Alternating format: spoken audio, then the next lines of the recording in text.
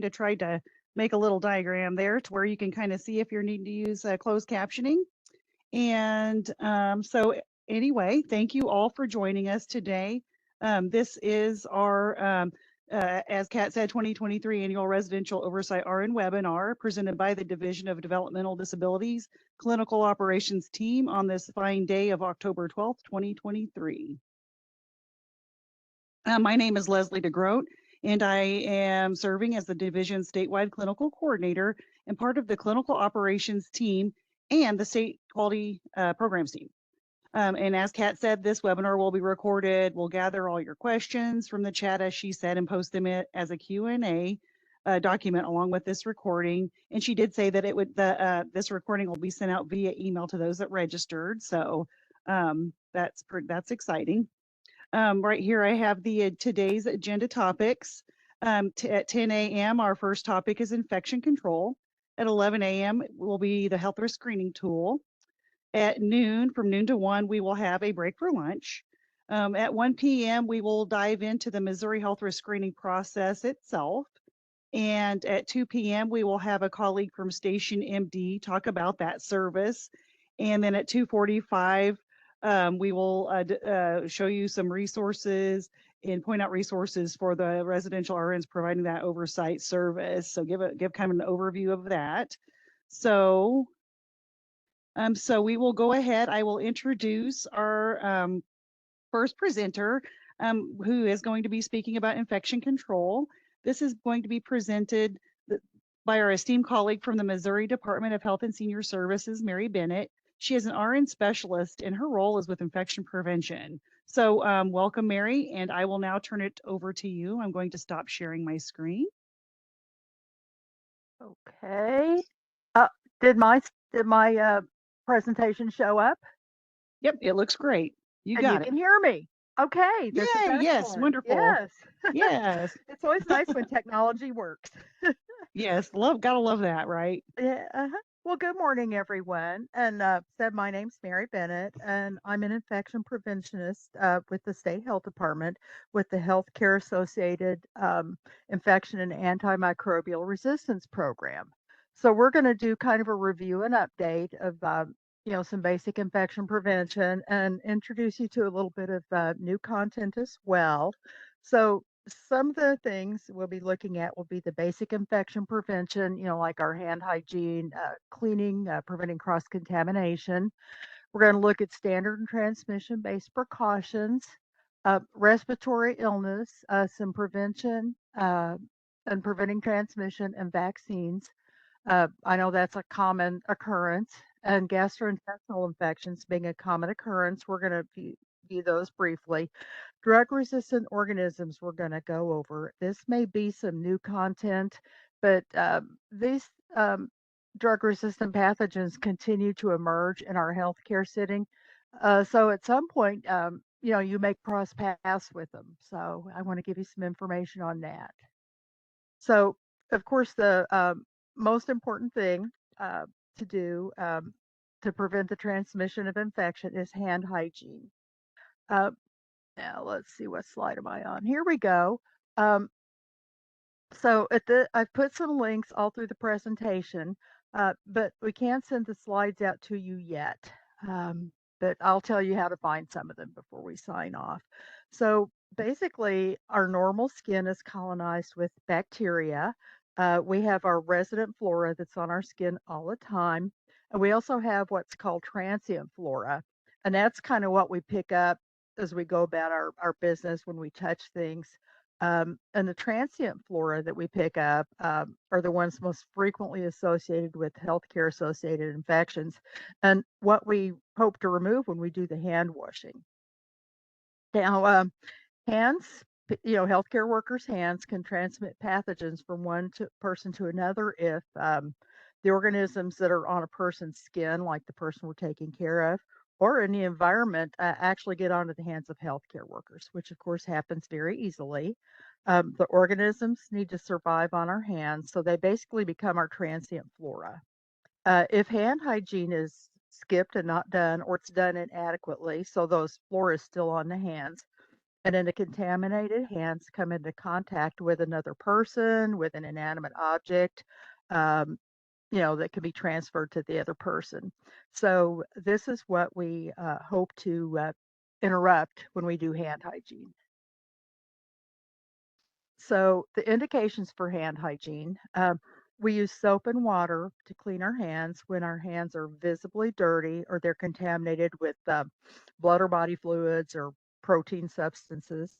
And we can use antimicrobial soap or we can use non-antimicrobial soap. If the hands aren't visibly soiled, we can use an alcohol-based hand rub.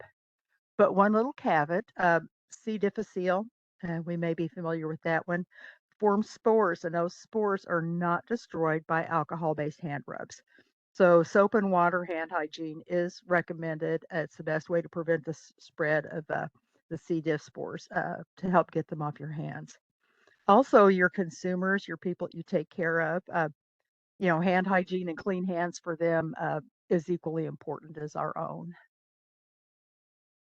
So we're going to Mary, move. Yes. I'm sorry, Mary. You may want to put it in presenter mode because we can see your little side slides. Okay. Oh, good. Oh, I see. Yep. Thank you. Oh, okay. Is that better? Thank you so much. I am so sorry. I forgot to click that little icon. It's Okay. okay. You're doing great. So, It's good. oh, all righty. Well, environmental cleaning and disinfection. Basically, the environment where we provide care, definitely matters, as we'll see as we go through this. Um, Now, this is a graphic from a CDC document about infection control in healthcare settings, and it's about reducing risk from surfaces. As we see here, what can happen is colonizer infected patients, um, there's likely contaminated surfaces around our person. That's just happens all the time. Um, if we don't do environmental cleaning, the healthcare personnel's hands pick up these organisms from the environment, and then they can be transmitted to a susceptible patient who can then become uh, colonized or infected with those organisms. As you can see, cleaning and disinfection, uh, decontaminates those surfaces, and it tends to interrupt, that transmission from the environment to, people and to other persons. Whoops. Went too fast. Okay. So environmental cleaning and disinfection. We want to clean and disinfect the environment uh, daily, and especially those high touch surfaces. And you probably know what those are in whatever environment you work. It might be light switches, it might be tables, could be care equipment. So you'll know what those are that you touch frequently, but those, tend to have a high burden of contamination. Now, it's important to use an EPA registered product. The Environmental Protection Agency registers disinfectants, and when they're registered with the EPA, the efficacy of the product, what it works for, and the instructions for use are validated. So that's why you want to use an EPA registered product. And if you wonder if your product you're using is EPA registered, it will have a registration number on the label. And you always want to follow the manufacturer's instructions because remember, those are validated. And, for things like dilution, but really, really important with using disinfectants is that contact time. The instructions will tell you how long the surface needs to remain wet with that disinfectant so that it can do its job. And of course, we want to do things like promptly clean and decontaminate any spills of blood or other potentially infectious materials. And if there's equipment that's shared between people, maybe you use it with one person and then you take it along and use it when you care for another person. It's really important to clean and disinfect those items too. Now, cleaning and disinfection go together. If something isn't cleaned, it can't be adequately disinfected. Now, some of the disinfectant products are a cleaner disinfectant combination, by the way, and it'll tell you on the label.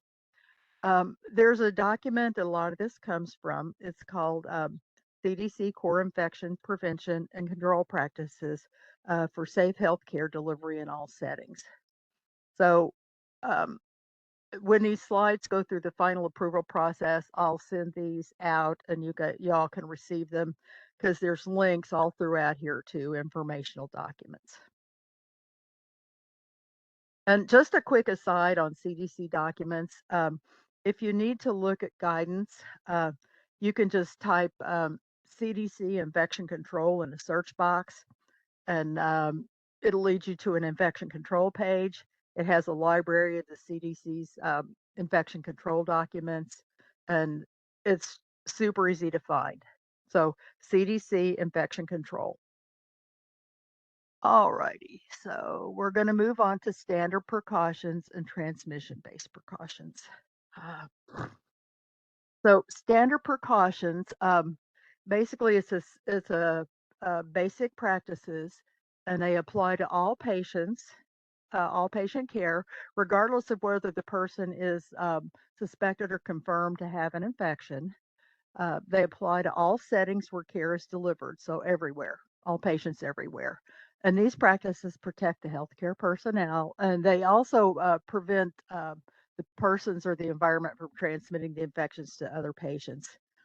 And the basic premise of standard precautions is that all blood, all body fluids, secretions, and excretions, except sweat, also non-intact skin and mucous membranes may contain transmissible infectious agents. So that's the basic premise, and that's how we, the basis of how we choose to protect ourselves when we are delivering care. And another word about mucous membranes is mucous membranes will also allow organisms to enter the body. So it's kind of a two-way transmission through the body's mucous membranes. Now, items in the patient care environment that are likely to have been contaminated with infectious materials have to be handled in a manner also to prevent transmission of those infectious agents. So that's kind of standard precautions in a nutshell. But basically, we use the standard precautions for all patients in all settings. And this includes things like hand hygiene, environmental cleaning and disinfection. It includes injection and medication safety, but we're not going to go over that today. But that is in the standard precautions document. Really important is a risk assessment and the use of appropriate personal protective equipment based on what activities you're going to perform.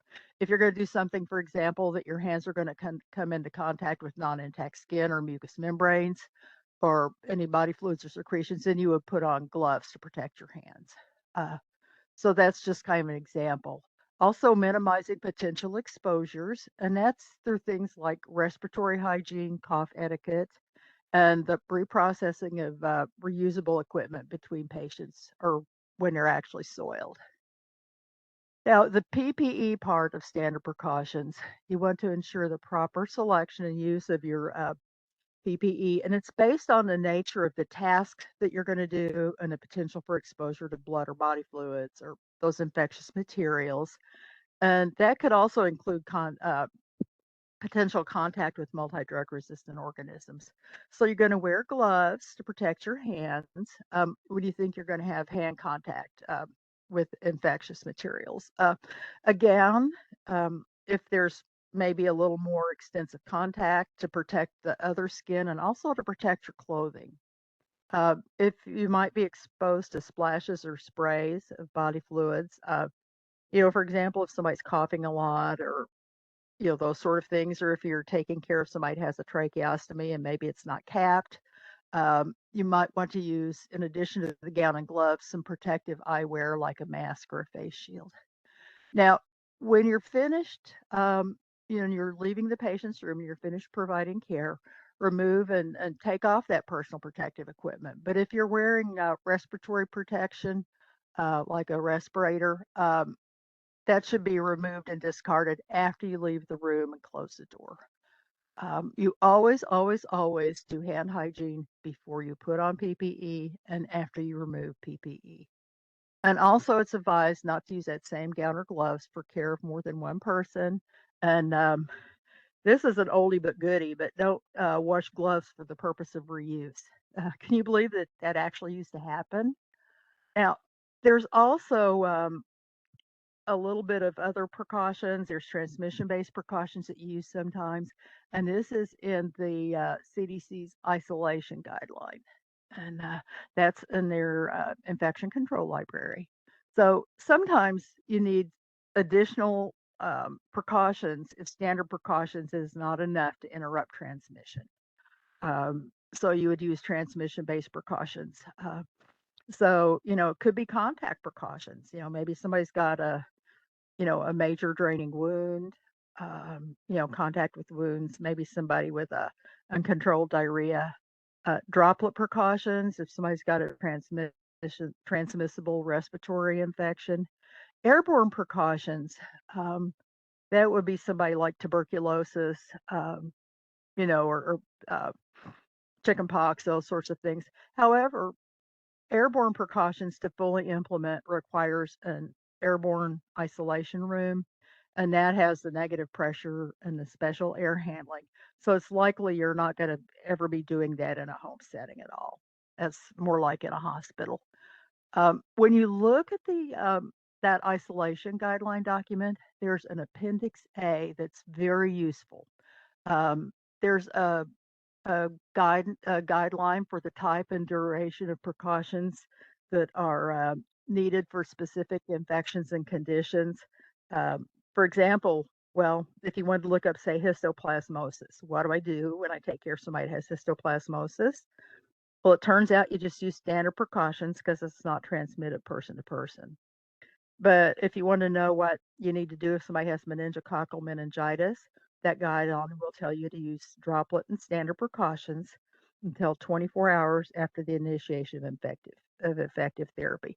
So this guideline is really pretty comprehensive, and it'll contain guidance for almost anything that you would encounter. And also in Appendix A is a nice little graphic for safe donning and doffing of PPE that you might be able to use. When you're working with your caregivers. Well, now we're going to go on to respiratory infections. We're primarily going to talk about viral infections. And I absolutely love this picture. All these pictures are from the CDC's Public Health Image Library. And if you ever wondered what happens when somebody sneezes, this is it. You can see that there's respiratory droplets of all sizes expelled. Uh, they're also expelled when people cough. They travel approximately 3 feet. Now you see the larger, heavier droplets are already settling out of the air. They're kind of down low, and so they're going to land on whatever horizontal surfaces are nearby. But most of the droplets travel only a few feet and they fall out of the air.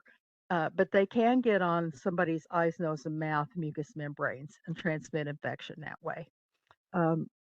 Also, like I said, they can contaminate surfaces where they can be transmitted by hand, hand contamination. So we'll just kind of remember this guy sneezing and what that looks like. It's pretty dramatic. Now, the most common viral respiratory infections that you'll encounter would be primarily the common cold, influenza, RSV, and COVID-19. These viruses do tend to circulate year round, but good many of them have a seasonal pattern of transmission. They're spread by droplet transmission. So you saw the guy sneezing, the respiratory droplets, and they're difficult to distinguish from one another based on symptoms. A lot of these have symptoms in common, so there is testing available to discern what infection your person has. Let's see here. Now, when somebody has symptoms, and this includes probably your team members and employees, um, there's ways to avoid spreading respiratory infections, and among those, avoiding close contact with other people.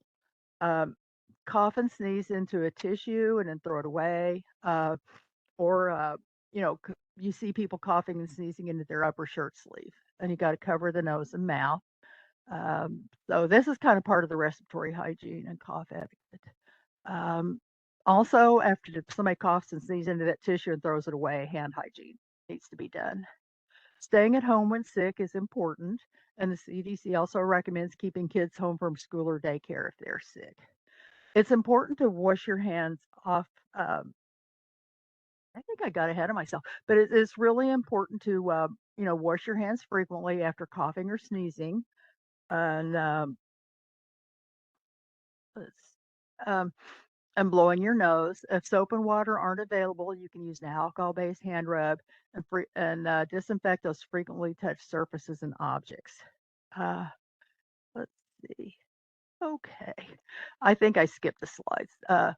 But to avoid getting a respiratory infection, if you're caring for somebody that has a cold or the flu or RSV, wear a mask, wear face and eye protection when you're taking care of these people because coughing and sneezing, the droplets that are expelled can get into your eyes, nose, and mouth. So you definitely need face and eye protection. Um, let's see, wash your hands after touching surfaces or objects that have germs on them. Uh, avoid contact with people who are sick. This is a big one. Avoid touching your eyes, nose, and mouth with unwashed hands. Because the eyes, nose, and mouth, the mucous membranes, if you touch them with hands that are contaminated from the respiratory droplets, you can actually inoculate the organisms into those mucous membranes. So that's really a big intervention with all of these respiratory infections. Clean and disinfect objects and surfaces regularly. And when there's a lot of respiratory infection in the community, consider wearing that high quality mask, well fitting, um, just to protect yourself and avoid respiratory infections. Let's see. Okay. Respiratory hygiene and cough etiquette. That's specifically mentioned in the CDC isolation precautions. And that just involves several components. Uh, First of all, you want to educate your staff, the patients you care for, and probably their family members for what they need to do. In healthcare facilities, they quite often post signs with instructions. I don't know if you'd want to do that in a home setting or not. But an important aspect of that is source control. And that's, controlling the source of the infectious respiratory droplets. So covering the mouth and nose with a tissue when coughing. Um, a surgical mask can be used on the coughing person when tolerated and appropriate. But having said that about masks, you never use them on children under 2, and you shouldn't put a mask on a person who's physically or otherwise unable to remove that mask if they start having trouble breathing. So, you'd use that mask only if it's safe to use. Hand hygiene after contact with respiratory secretions, always. Separating people at least 3 feet apart who have respiratory infections does help because the droplets generally only travel, a few feet in and they fall out of the air. So, that helps. Also, you can teach respiratory hygiene and cough etiquette to family members if they're sick, uh, so that they won't get their loved one ill. Now, the most common one that we're going to see is the common cold. And they're most frequently caused by rhinoviruses. The CDC does have a rhinovirus page. You just type CDC rhinovirus in the search box and you'll get information. Most colds are mild, but colds can actually cause very severe illness, and especially in people who have underlying health conditions or they're at risk. Uh, the infections rates tend to rise in the fall and the spring, and that's the time usually that other respiratory viruses are also circulating. They're spread through respiratory droplets that are released when that infected person coughs or sneezes. And then if someone touches that surface contaminated with the virus and then touch their eyes, nose, and mouth, that's a way to transmit it. And we certainly saw what happened when that guy sneezed and what was going to land on the surfaces nearby. And of course, the cold can always spread through close personal contact with an infected person. Seasonal influenza, that's what the influenza virus looks like. Um, and it's something that we're probably all familiar with, both in our work setting and probably personally and in our families as well. The key facts about the flu: it's a contagious respiratory illness caused by influenza viruses. And these viruses infect the nose and throat, sometimes the lungs. And the illness can range from mild to very severe.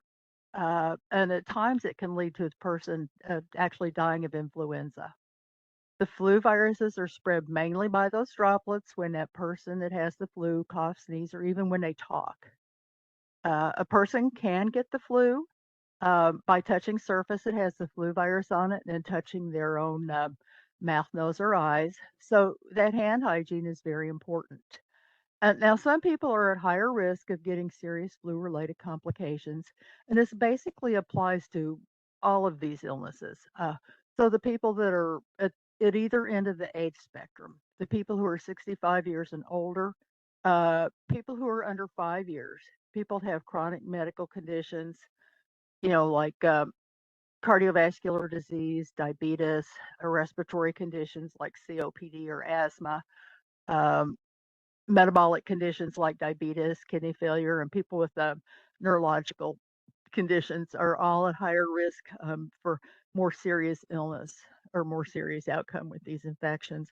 Also, pregnant people are higher risk of a serious outcome as well. And let's see, an important thing every year to prevent the flu um, is getting vaccinated. And this is an important step. Get that flu vaccine every year. And it's been shown to reduce flu related illness. So a person may not be totally prevented from getting the flu, but the risk of serious complications that can cause hospitalization or death is reduced. So the flu shot is still important. The CDC also recommends those everyday preventive actions that we've been talking about, like staying away from sick people, covering coughs and sneezes, and frequent hand washing that helps slow down that spread of germs. Um, from basically all of these respiratory illnesses. Now, flu season, we're familiar with that in most parts of our country, where you have the cold winters. The flu tends to be more seasonal. Now, the flu virus actually spreads year round, and it's a reportable disease year round, and so there's actually cases of flu in the summer. But most of the time, it peaks between December and February, is the peak of flu season. Now, each flu season is a little different in its impact from season to season. Some seasons, there's more severe illness, there's more hospitalizations, more deaths. So each flu season is a little bit different. Now, the influenza A and influenza B viruses cause those seasonal epidemics, the flu season, almost every winter in the United States. And the flu vaccine that we just talked about covers two influenza A viruses and two influenza B viruses as well. So it is helps cover both.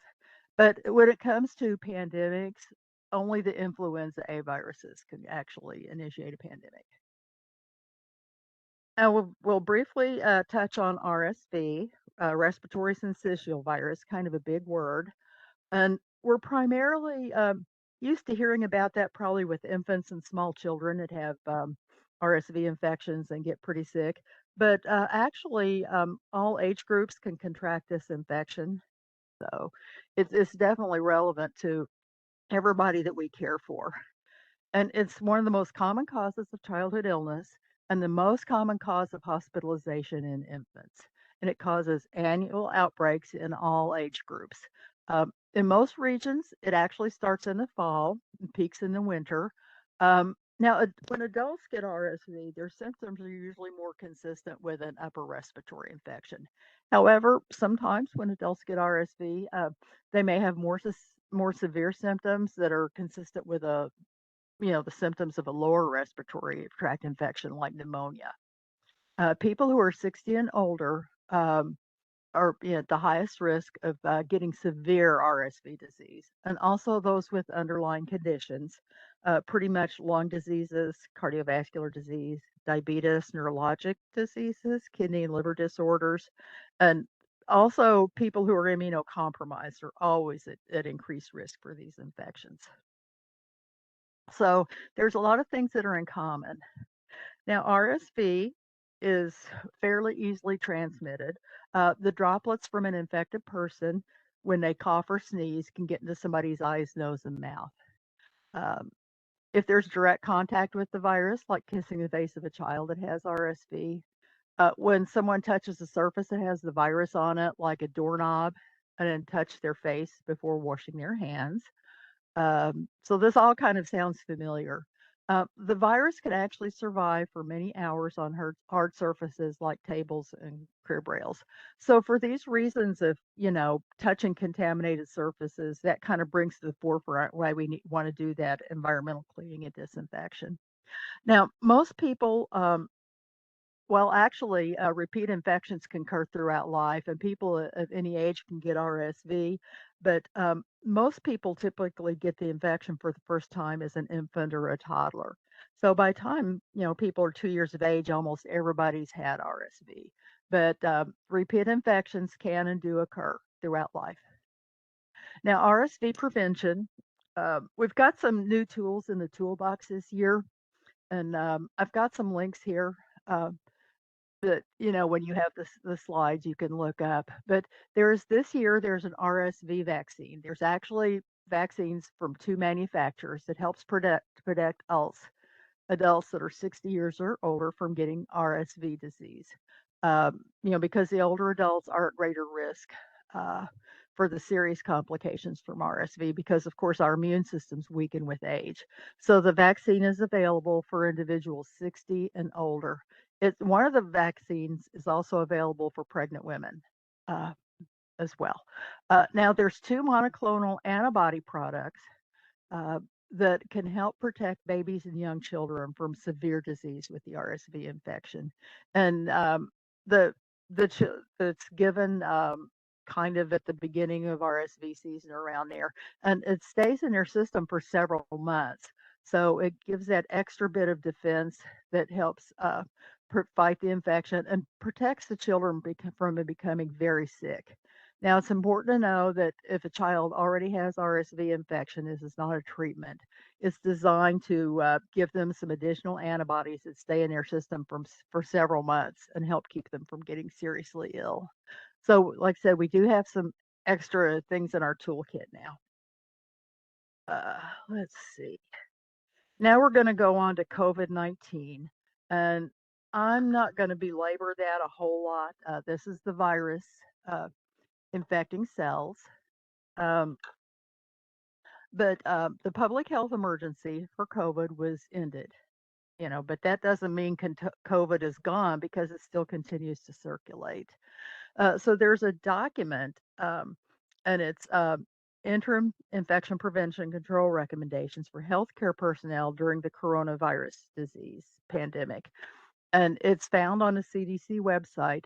And a lot of the CDC guidance that was there during the actual public health emergency. A lot of that guidance has been archived, but this is a great document because it covers symptoms, testing, it covers prevention, covers vaccines, infection control, clinical care, and exposures at work. So this is you won't find multiple documents like you used to be able to, but this one pretty much has what information you'll need if you're dealing with COVID-19.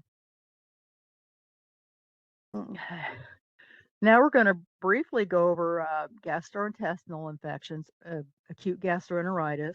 Unfortunately, these are common things that we see, common infections.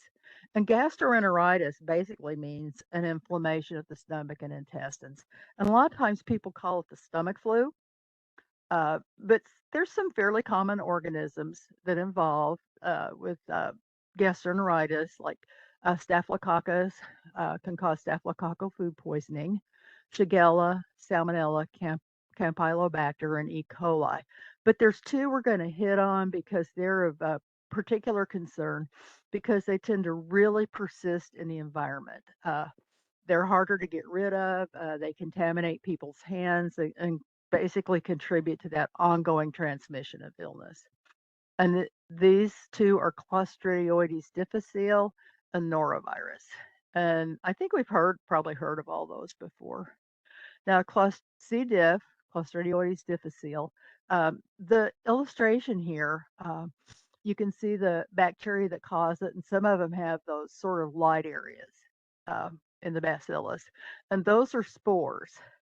And what happens is when the C. diff organism leaves the body, it produces spores that help it survive in an environment that's basically an unfriendly conditions.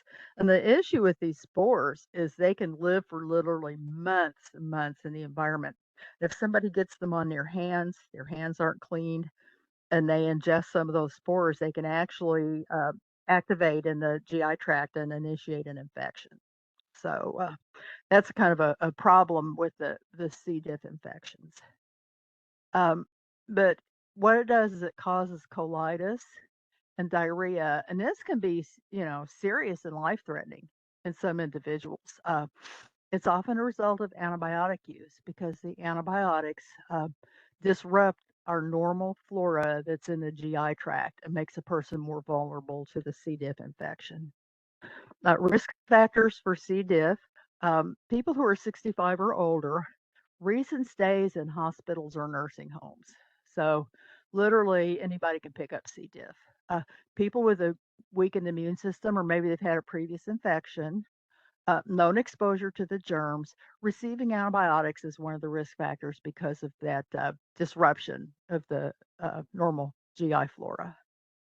Now, an important thing when taking care of somebody with C. diff is you want to keep the spores off your hands and skin and clothing as much as possible, because that can help transmit the infection on the person's clothing and skin. So wearing some PPE, uh, when you're taking care of that person, when you're cleaning them after they've had a bowel movement, handling items that might be contaminated with fecal matter, cleaning and disinfecting any fecal spills, assisting with toileting, personal hygiene, uh, changing clothing, linens, briefs, and so forth.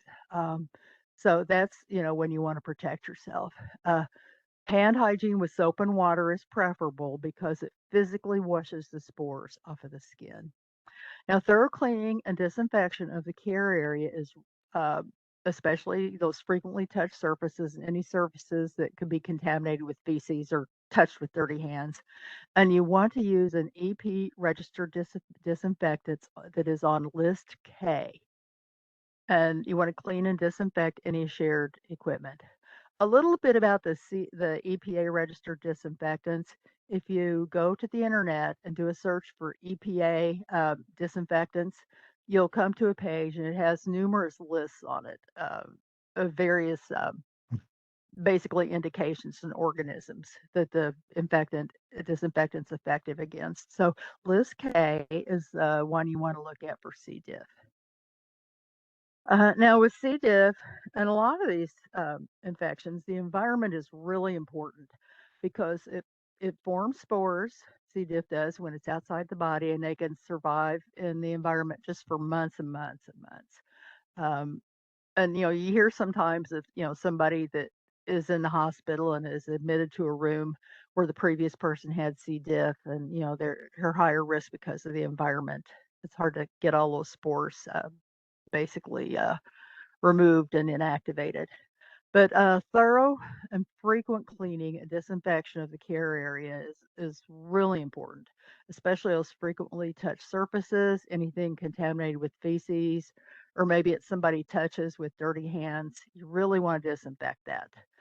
Now, like I said, the EPA has a list of registered disinfectants with a claim against the C. diff spores, and that's list K. And you also want to clean and disinfect any shared equipment very thoroughly. The other GI infection of concern because of its persistence is norovirus infection. Norovirus is highly contagious. It can take just as few as 100 of the virus particles actually to initiate an infection. It's a common cause of diarrhea in the community. And, if you hear about those outbreaks on cruise ships, uh, chances are it's norovirus that's the cause. So when you're, did I skip? I overshot a page. Sorry about that. Like I said, it's highly contagious. If you want more information, if you just type in CDC norovirus, the page will come right up as one of your top choices. But it's highly contagious and it is often responsible for outbreaks of vomiting and diarrhea, both in healthcare and actually in the community. It's a leading cause of gastroenteritis in people of all ages, and causes actually over half of foodborne illness. So sometimes those outbreaks, that are associated with restaurants and so forth can be caused by norovirus. It's quite often called the stomach flu, but of course it's not related to the influenza virus.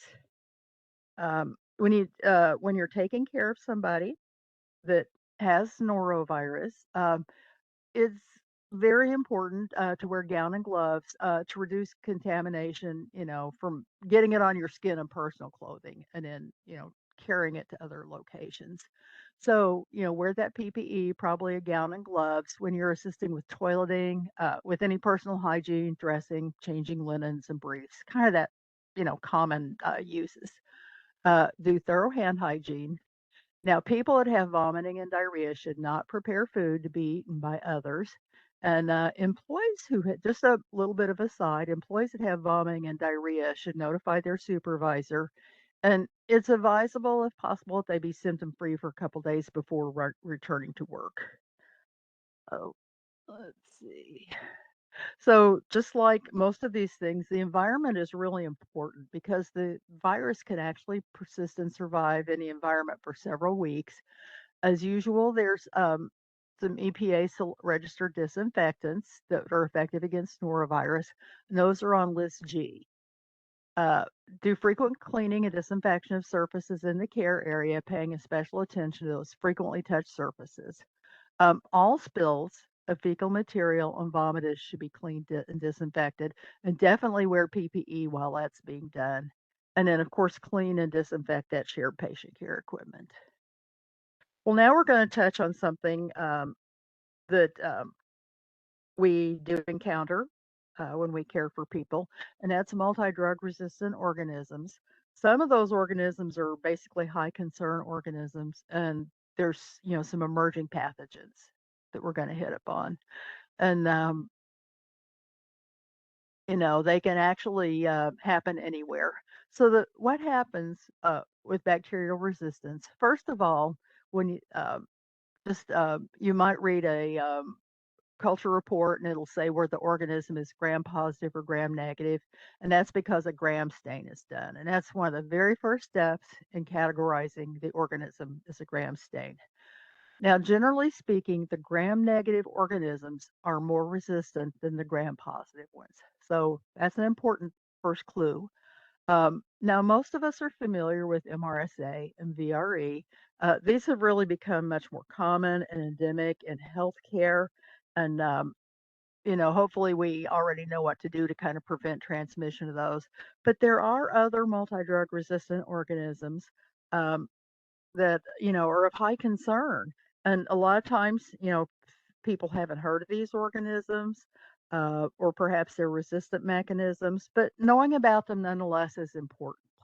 And while we hope that you might not encounter those in the work setting, it can definitely happen.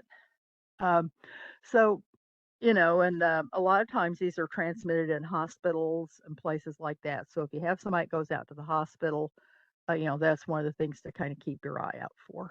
But how antimicrobial resistance happens, there's some CDC information about that.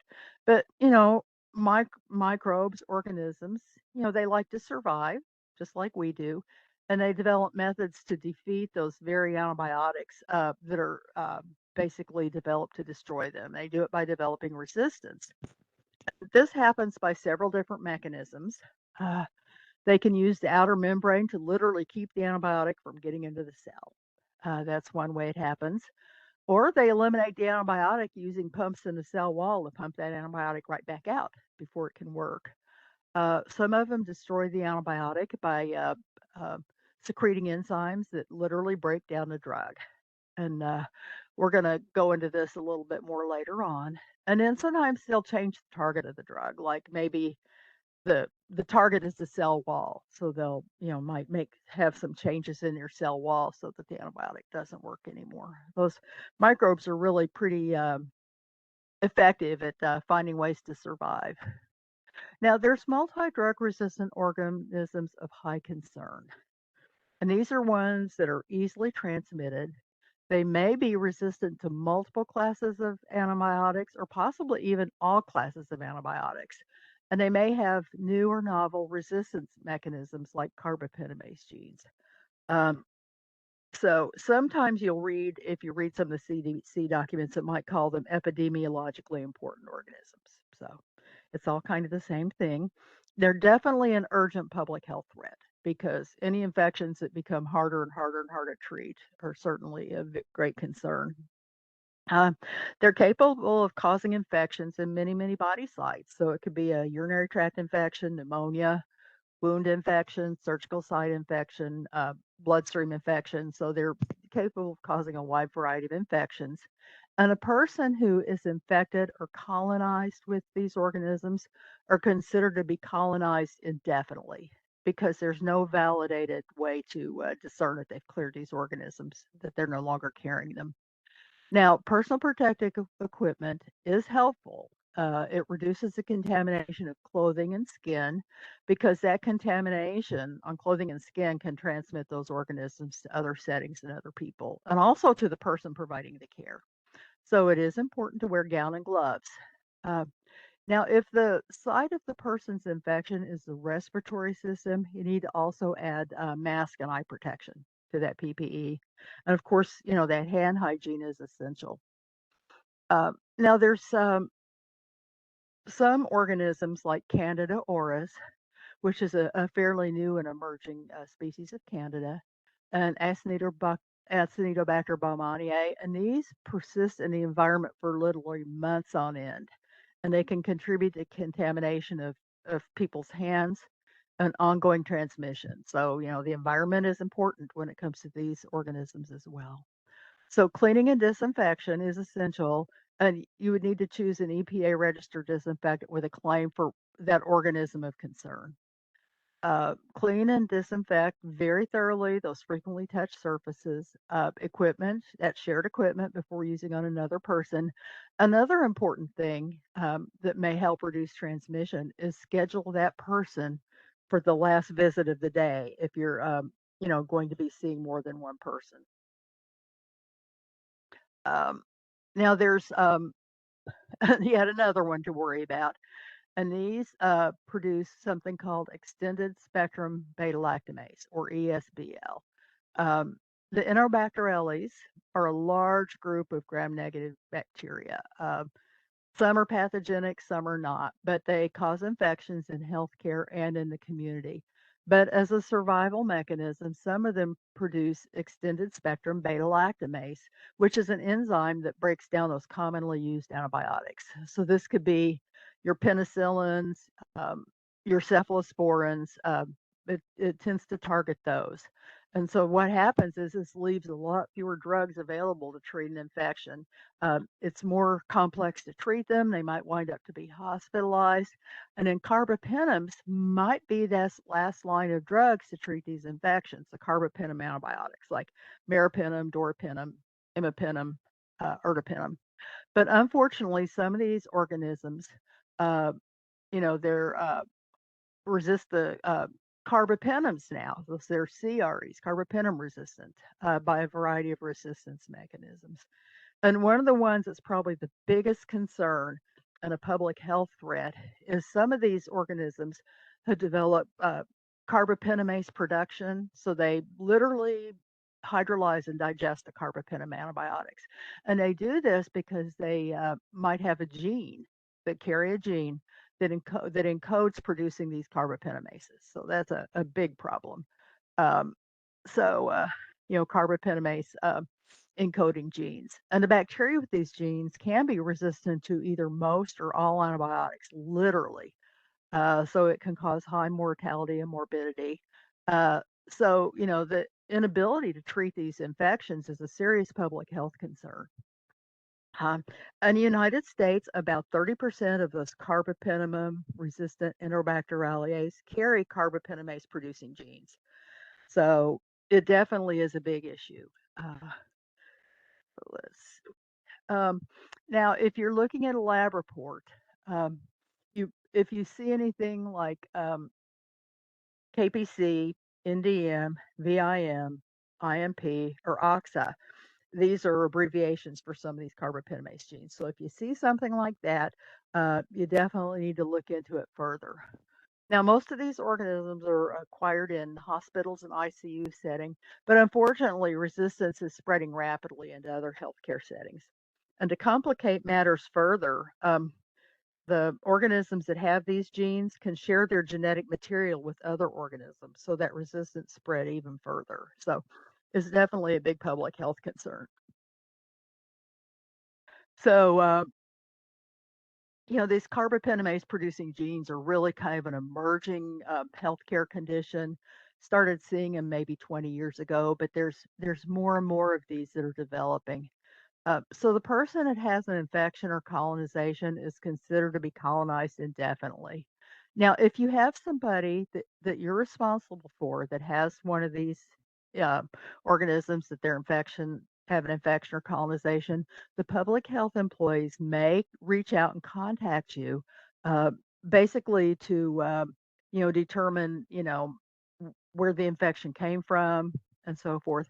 Now, public health employees are bound by confidentiality requirements, the same as any healthcare person, and it actually is okay to speak with them because they have very limited circumstances in which that information can be shared. Now, some important things when taking care of these individuals is the contact precautions, the cleaning and disinfection, and the hand hygiene to limit the transmission and also to protect the healthcare worker. Um, and educating your healthcare workers, the people that you supervise, is really important. Letting them know what they need to do, and it's also important to educate others living in the home about how to prevent transmission. Now, generally speaking, healthy people aren't necessarily at serious risk of actually contracting this, but people do become colonized without becoming ill. And as with other things, if you're seeing more than one person a day, maybe make that person your last appointment of the day. And there's one other organism we're going to briefly go into. It burst upon the scene in somewhere around 2008. It's an emerging pathogen that can cause really severe illness, and it's definitely one of the pathogens of high concern. It's a yeast, it's easily transmitted, and it can be resistant to all of three of the commonly used antifungal medications. And the infections can be very difficult or even impossible to treat. So it's definitely a very serious concern. A person that has the infection or colonization with the C. auris is considered to be colonized indefinitely. It's another one that likes to persist in the environment. Uh, it's important to wear gown and gloves uh, to avoid transmission with your clothing and hands. It's easily to transmit to other people. Um, it's also one of those that's persistent in the environment. So it's important to do that frequent and thorough cleaning and disinfection of those high touch surfaces. There's actually an EPA list for disinfectants that are registered with a claim to kill Candida auris. Um, Also practice thorough hand hygiene, and as with most of these things, schedule that person for the last visit of the day. So we've kind of gone through the basics and we've gone through some of the new organisms of concern. When you get your slides, there will be some resources. But right now, I'd like to open things up for questions if you have any. I'm certainly glad to do what I can to answer them. And I've kind of run a little long and I apologize for that. Mary, that was great information. So no worries whatsoever. You did. That was awesome. Mhm. I did see a couple of, let's see, there was a question in the resident, and I can assist with answering this too, because it's kind of about our residential settings. Is it the Mhm. standard of practice that the individual be placed on isolation if positive for RSV or flu? Well, So is that the standard of practice? Oh, go ahead.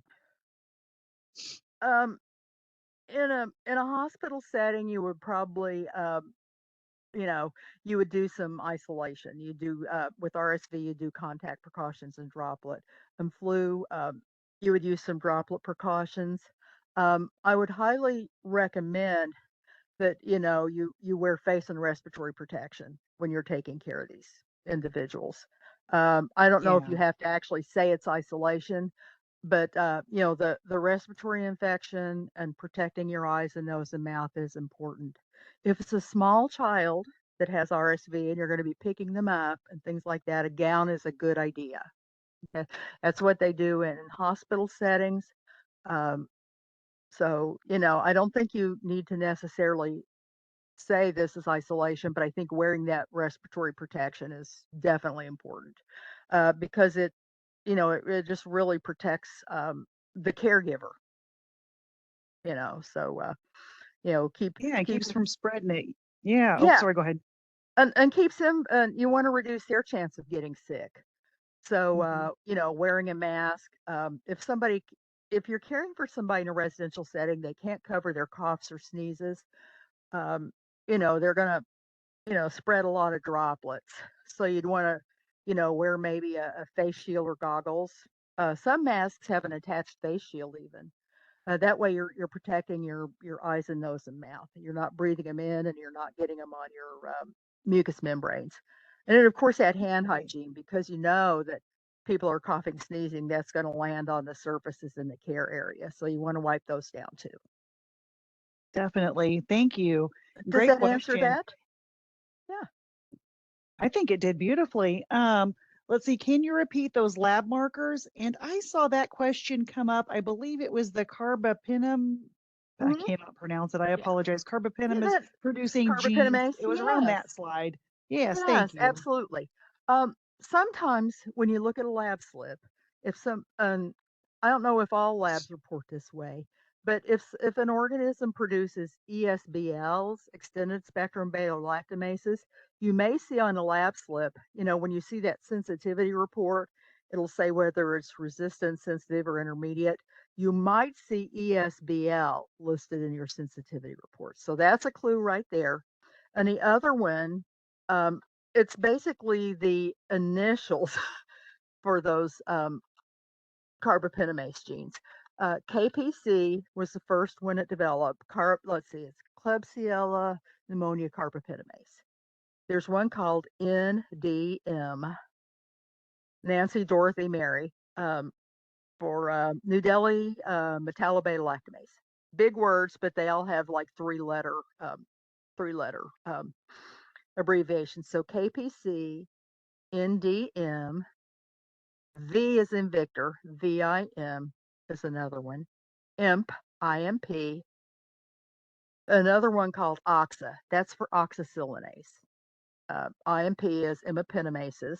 So VIM has another very long name. It's like Verona integron metallobetalactamase. So these all have very long names, but they'll have three-letter abbreviations. So if you see something like that, or if you're getting somebody back from the hospital and they mention these things, these are important things and you're going to want to kind of look into that. So KPC, NDM, VIM, IMP, and OXA. There's others, but these are the five big, most common ones that you'll see. So if you see that on a lab slip, that's something important. Does Thank you, that answer Mary. your Thanks for question? We'll see. There was a little bit more questions in regard to that isolation question, and I'll just kind of take that. Mhm. You'll want to follow your agency's current policies. If you're wanting to review your policies or develop policies that your agency may not have, you can definitely use the resources provided here on this presentation. One size doesn't necessarily fit all. It won't, I mean, and it's not going to look like a hospital setting. It'll be just the best things that you can do, knowing the individuals to whom you provide supports and what would work for them, and then the caregivers, and trying to keep everyone safe. So it's not um, you know, that person must stay in their room and isolate if they have, you know what I mean? That person may not want to or may not be able to, or, there's just so many scenarios. So it's just not one size fits all, but you can definitely, you'll want to, make sure your agency has policies pertaining to this and follow those policies. And these resources that Mary has provided are just phenomenal. They're from the CDC, and she is from the Missouri Department of Health and Senior Services. So these are just excellent resources that you can use for that. And we are up. Time is up. And Mary, thank you. That was so much awesome information. I appreciate it. We You appreciate guys, you. joining us today. Y'all are so welcome. And remember, you can call us if need be. Okay. That's what we're there for, to help out and give information. So you can call if necessary, and we'll do our very best to give you accurate and useful information. Wonderful. Thank you so much. We You are in. appreciate you. Oh, well, you're quite welcome. Okay, now I'm going to go ahead and share a slide here, and I'm going to check and see if we have our, um, looks like we have our next presenters on. Daily. All right. Um, yeah, thank you. I would like to transition over to our next topic for the webinar, which is in regard to the health risk screening tool. Our colleagues from Inelectability will be presenting Daily Talent. She has a master's of science in nursing. She's a registered nurse and she's certified. She's a certified developmental disabilities nurse and is the clinical service representative for Inelectability, which is the Hearst company. And then I believe co-presenting, I didn't see her on, so I know things kind of change sometimes. But with her is Tammy Armstrong, who has a Master of Education in Special Education and Teaching, and she is a client services representative for Inelectability. And they are also joined by Dina Pizzuro Smith, who has a Bachelor's of Science in Nursing. She's a registered nurse. She's a certified developmental disabilities nurse and director of client services for Inelectability. And I will now turn it over to you all. I will stop sharing my screen and welcome. So glad you guys are with us today. Hey, thanks for having us. Yeah. Are you able to, do you need to share your screen or are you I good? will. I will. I just wanted to quickly say, thanks for having us. Really excited to be here because my background is as an agency nurse. So I'm seeing a lot of familiar names and yeah, we're just really appreciate the time that we have to share information about the health risk screening tool. Regarding questions, anyone can put their questions into the chat, but I am from the South and I am notorious for having a little bit of a slower cadence. So if you wouldn't mind just kind of capturing those questions for us, we may or may not have time to answer those. We may have to follow up later, but I just want to make sure we have time to get the information out that we think will really benefit everyone. So. Some really nice comments in the chat. Thank you. Thank you. Okay. Let me go ahead and I'm going to turn my camera off and share my screen. Save some bandwidth here.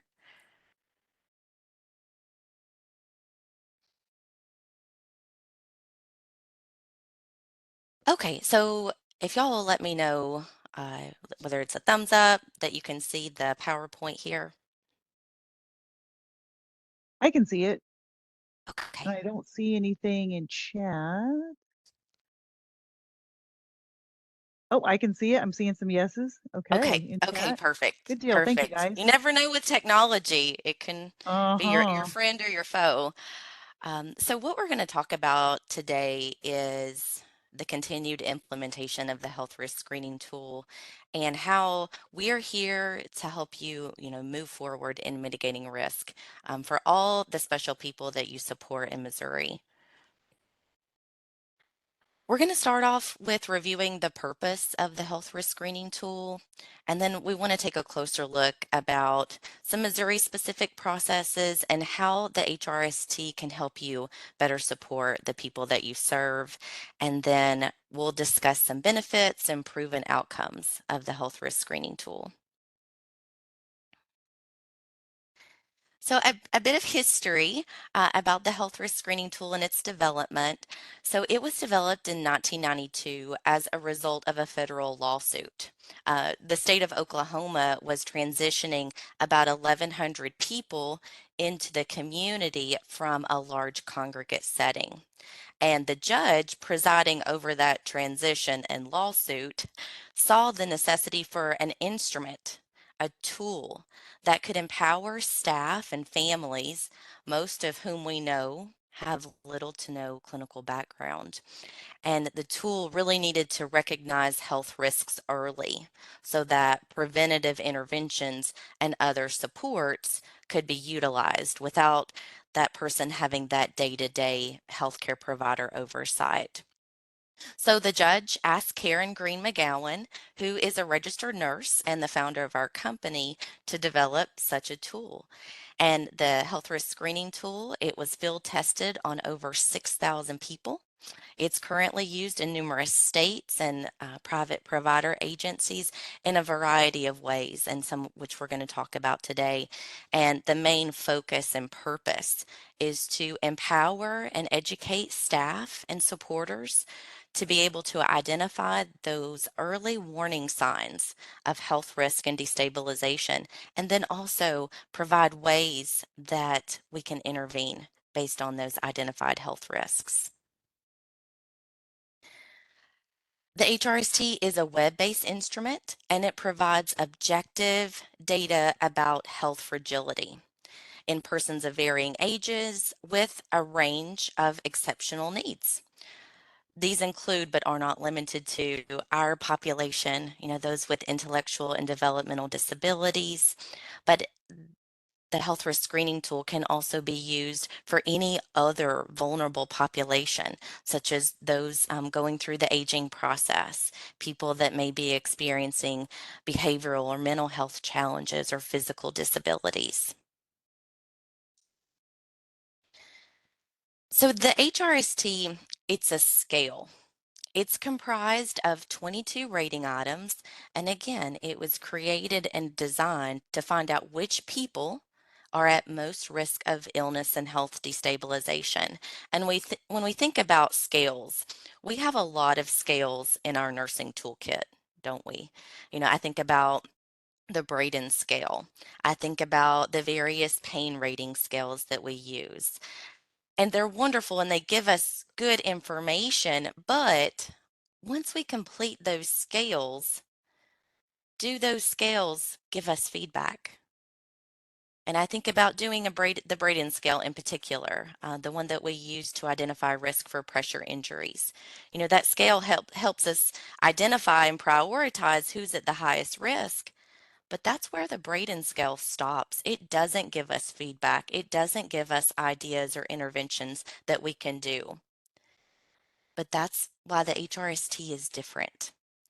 It gives us action steps that we can use. And whenever I say we, I don't mean just we as nurses, but the entire support team, to include the person being supported. We can take these ideas and use them towards providing special attention to those identified risk areas. So we have all of this data, don't we? We have tons of data, and I don't think anyone with intellectual and developmental disabilities has passed away from lack of data. There's a lot out there. We have binders and charts and records galore. But I think the biggest struggle is what to do with all of that data. And I struggled with that as a provider nurse. I knew a lot about the people that I supported, but it was like I was pulled in all different directions. I really had trouble focusing in on where I could actually be proactive. It seemed like I was always on the back end. Something would happen, and then that would be my focus.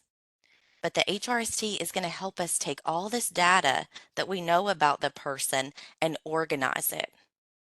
So you're going to take your data, you're going to put it into the screening process. It's going to be organized among the 22 rating items, divided into those 5 different categories.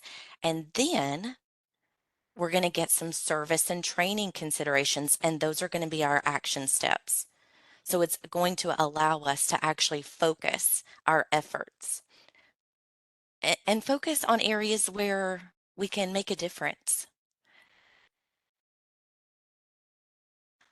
So the HRST provides that measurable data and it moves it into the 22 rating items that are divided into the 5 different categories. So the first category is functional status. And when you think of functional status, I want you to think about activities of daily living. If you have a person that needs supports with their ADLs, chances are they're going to have scoring in one or more of those functional status rating items. The second category, we're going to look at behaviors. Does this person have behaviors that can cause actual or potential harm to themselves? Do they have behaviors that cause harm to others or cause property damage? So we're looking at self-abuse, aggression. We're looking at, do these behaviors need a physical intervention like a rights restriction, or do we actually have to put this person in a physical hold? Have they had to be involuntarily admitted to a psych facility? Looking at medications needed to manage behaviors, those PRN as well as those scheduled medications. The third category is physiology. And what I want to point out about the physiology category is the rating items within this category are double weighted. So if I were to score a 3 for item N, skin integrity, that would add 6 points to my total. And the reason why those are double weighted is because they play a significant role in the person's overall health status. And you'll see some of the fatal 5 in that physiology category.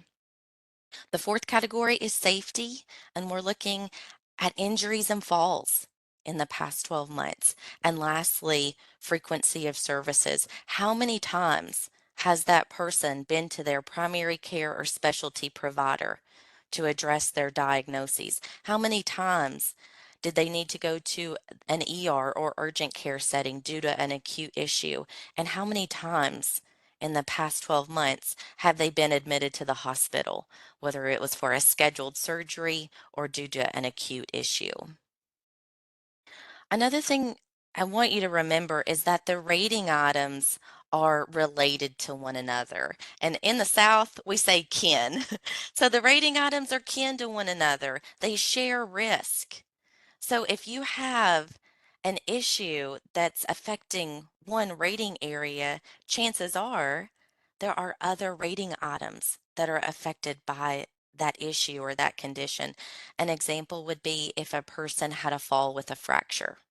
Let's say they fell, they fractured their hip, they had a surgical repair. You're looking at many rating items being affected, like item R, injuries, item S, falls, T, U, and V related to visits due to that hospitalization, surgical follow-ups. The person probably needs some help with their ADL, so looking at changes in those functional status rating areas. So keep that in mind when you're doing your screenings and updates and your clinical reviews, that there's an item-to-item relationship going on. Each of the 22 rating items is going to receive a score. And the score follows the general pattern that the higher the score, the higher the risk in that particular rating area. So a score of 0 means we've not really had any issues in the past 12 months. A score of 1, now we're starting to see an occasional concern, an occasional issue, but there's not really a pattern of it occurring or a need for intervention. Once we get to a score of 2, now we're starting to see a pattern of that issue. It's occurring regularly. Score of 3, it's occurring even more frequently, or it's becoming more intense. And then once you get to that score of 4, it's telling us that the person has a potentially life-threatening or life-defining issue around that rating item. So once all the 22 rating items are scored, the HRST will generate the person's healthcare level. And the healthcare level is based on the total number of points, the total number of rating items scored of 4, and if item Q, high risk treatments, is scored. And the healthcare level, it represents the overall degree of health risk and destabilization of the person. Healthcare levels can range from 1 to 6, and the higher the healthcare level, the higher the risk for the person. The higher the healthcare level, the higher of risk for mortality. So there were two studies done related to the healthcare level. The studies were done independent of one another, but they both focused on the IDD population for people that were fully screened using the health risk screening tool, meaning they had that healthcare level. Both studies supported a correlation between the HRST healthcare level and mortality. So with each healthcare level increase, the odds of dying increase exponentially.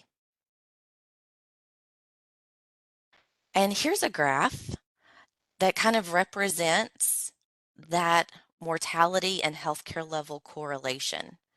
You'll see people at healthcare levels 1 and 2, they're considered lower risk. As the healthcare level increases, the chance of dying increases significantly. And we see this big jump here at healthcare level 4. And I want to point this out because people at healthcare level 4, they may appear stable, but this healthcare level is associated with the highest risk, the highest incidence of unanticipated death. Meaning you see this person on Friday and they're telling you about their plans. They're going to watch the football game. They're going to visit their family. They're going to go to the movies. They're going to go to a fall festival. They have all these things that they're looking forward to doing. And they're telling you about this on Friday, but you get a call over the weekend and you find out the person's in the hospital and they don't know if they're going to make it. Those are your healthcare level 4s. So I ask that you pay close attention to those folks.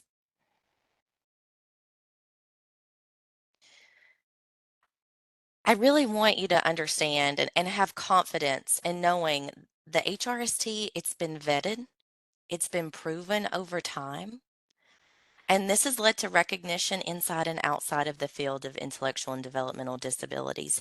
No other tool does what the health risk screening tool does.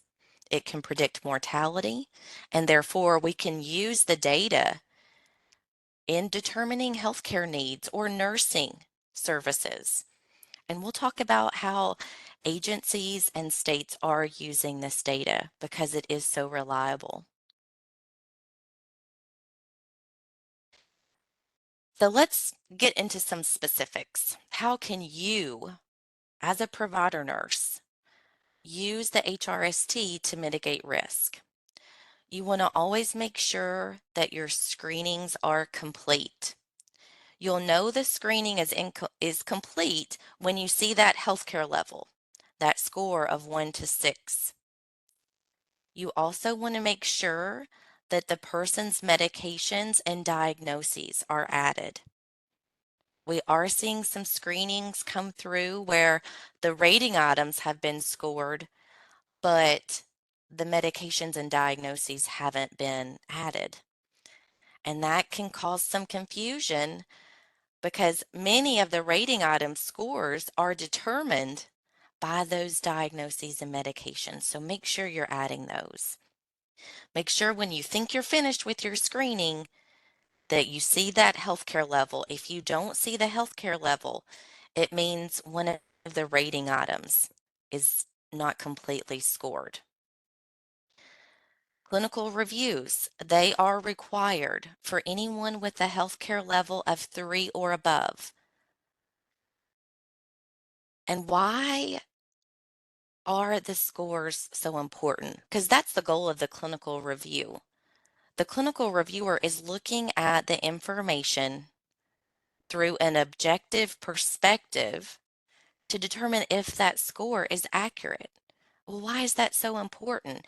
It's important because the next steps are determined by those rating item scores or the person's healthcare level. We need those things to be accurate. Also, the considerations, those action steps are generated from the scores. So if the scores aren't accurate, our next steps may not be as meaningful to the person. Those considerations may not be as person specific as they could be. So I'm going to go into the Missouri demo site and I want to show you some enhancements that have been made because we want the clinical review process to be an efficient process for you, both on the rater side and the clinical reviewer side.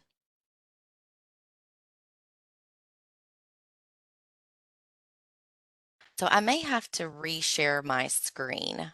Do y'all still see the PowerPoint? Yes, Oh, I'm seeing the using the Hearst to mitigate risk. okay. Let me figure out how to share. Give me just a moment here.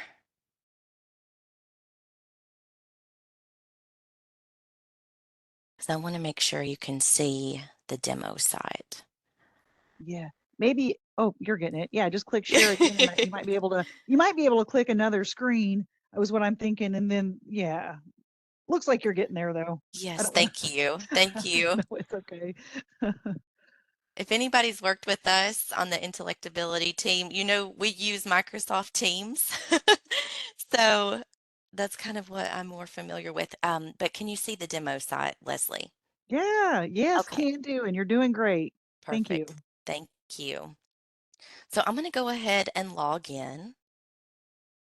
Remember, when you're doing your attestations, you're attesting that you are authorized to use those login credentials that you're using.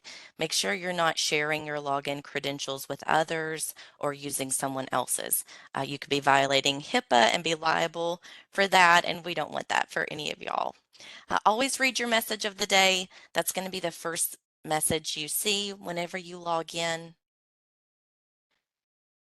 So I'm going to go to a person's record. And the person I'm going to use is Jane. Let's look at Jane. Actually, let me show you this real quick. When you're looking at your person served list, see how these folks have healthcare levels? It means the screening is complete. All 22 rating items have a score. See these that have none? It means the screening is not complete. So be sure you're following up to make sure your people have a healthcare level when you think that you've completed their screening. Clinical reviews, they're going to be required for those at healthcare levels 3 or higher. So let's look at Jane. She's a healthcare level 4. I'm going to click on ratings. You're going to see some scoring alerts for this example. If you see scoring alerts, read those. If you have questions, reach out to us and I'll tell you how to contact our support team later on. So when you're here in the rating areas, if there's been a clinical review that's been done and the clinical reviewer is asking for more information from you, or maybe they're recommending a different score, you can see which rating items have feedback. They're going to be orange. They're going to be highlighted here. So all you have to do is hover over that highlighted number and you'll be able to read what the clinical reviewer has written to you. So that's a quick way to look and see what information is needed.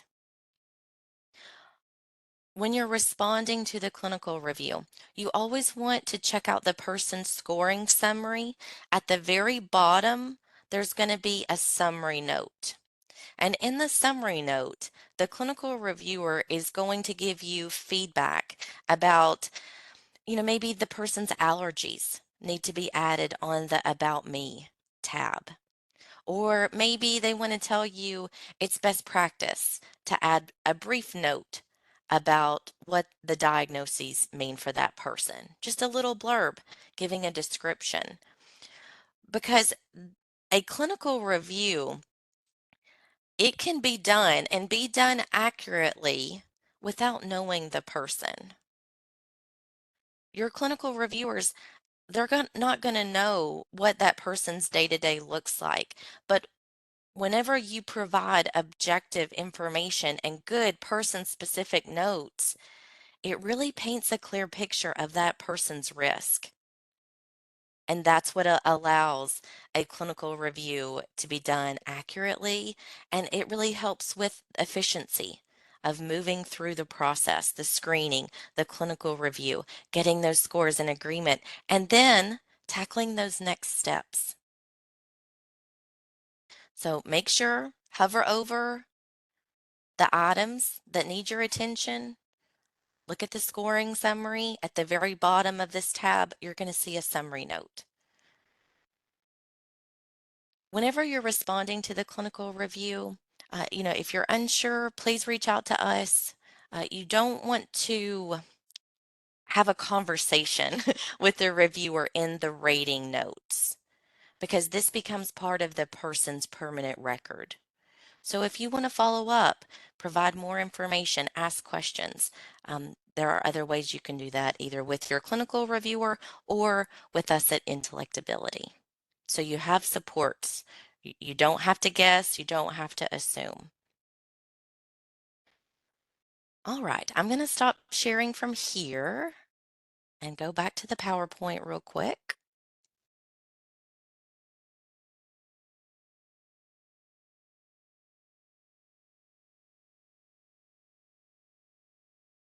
So I've got some tips for you. 5 tips, 5 quick ways to help you reduce resubmissions for clinical review. You always want to answer those yes or no questions as accurately as you can. Please don't put subjective information or opinions about the person in the notes or when, consider those things when you're answering the yes or no questions. There's a helper called the I don't know button. You can click on that for more information. If you're unsure whether to answer yes or no, reach out to our team. We can set up a time to work with you one-on-one to make sure we're capturing the risk accurately for that person. Many of you are just now beginning onboarding and screening. So whenever you're answering those yes or no questions, you may not have all the information. Whenever you're considering the past 12 months, that's okay. You can rate and complete the screening based on what you know now. Then, whenever you learn more about the person or maybe you obtain more records, you can always go back and update those scores. When you're writing your rating notes or your reviewer comments, you want to be thorough, you want to be specific, and person specific. You always want to explain why that score is the best fit for that person. And you're already looking at a lot of this information when you're doing your monthly visits. You're looking at how they eat. You're looking at mobility. You're reviewing their medications. You're looking at their orders. So you want to reflect that information in your notes. You always want to use the HRST expanded scoring descriptors. This is a document that I use every day, and I'll tell you, I've been using the health risk screening tool for over 5 years now. And I don't have the document memorized. I still refer to it because people that we support aren't always black and white. There's some gray area. People that we support are complex. So I always refer to the expanded scoring descriptors. I hope that you do as well because it's the only way you're going to be accurate. And you want to understand what those scores mean. Reach out to us if you have questions. MOClinicist at replacingrisk.com. That is a direct line through to our Intellectability clinical team. I've seen a lot of names that I recognize, and it's because you have reached out. You have asked questions, and I just encourage you to keep that up. That's what we're here for. Once you become really proficient in the tool, you won't have to ask as many questions, but while you're learning and growing in your skills, whether it's on the rater side or the clinical reviewer side, please reach out to us. You can email us or you can click contact support on the login page. Lastly, Always make sure that you review your screening one last time.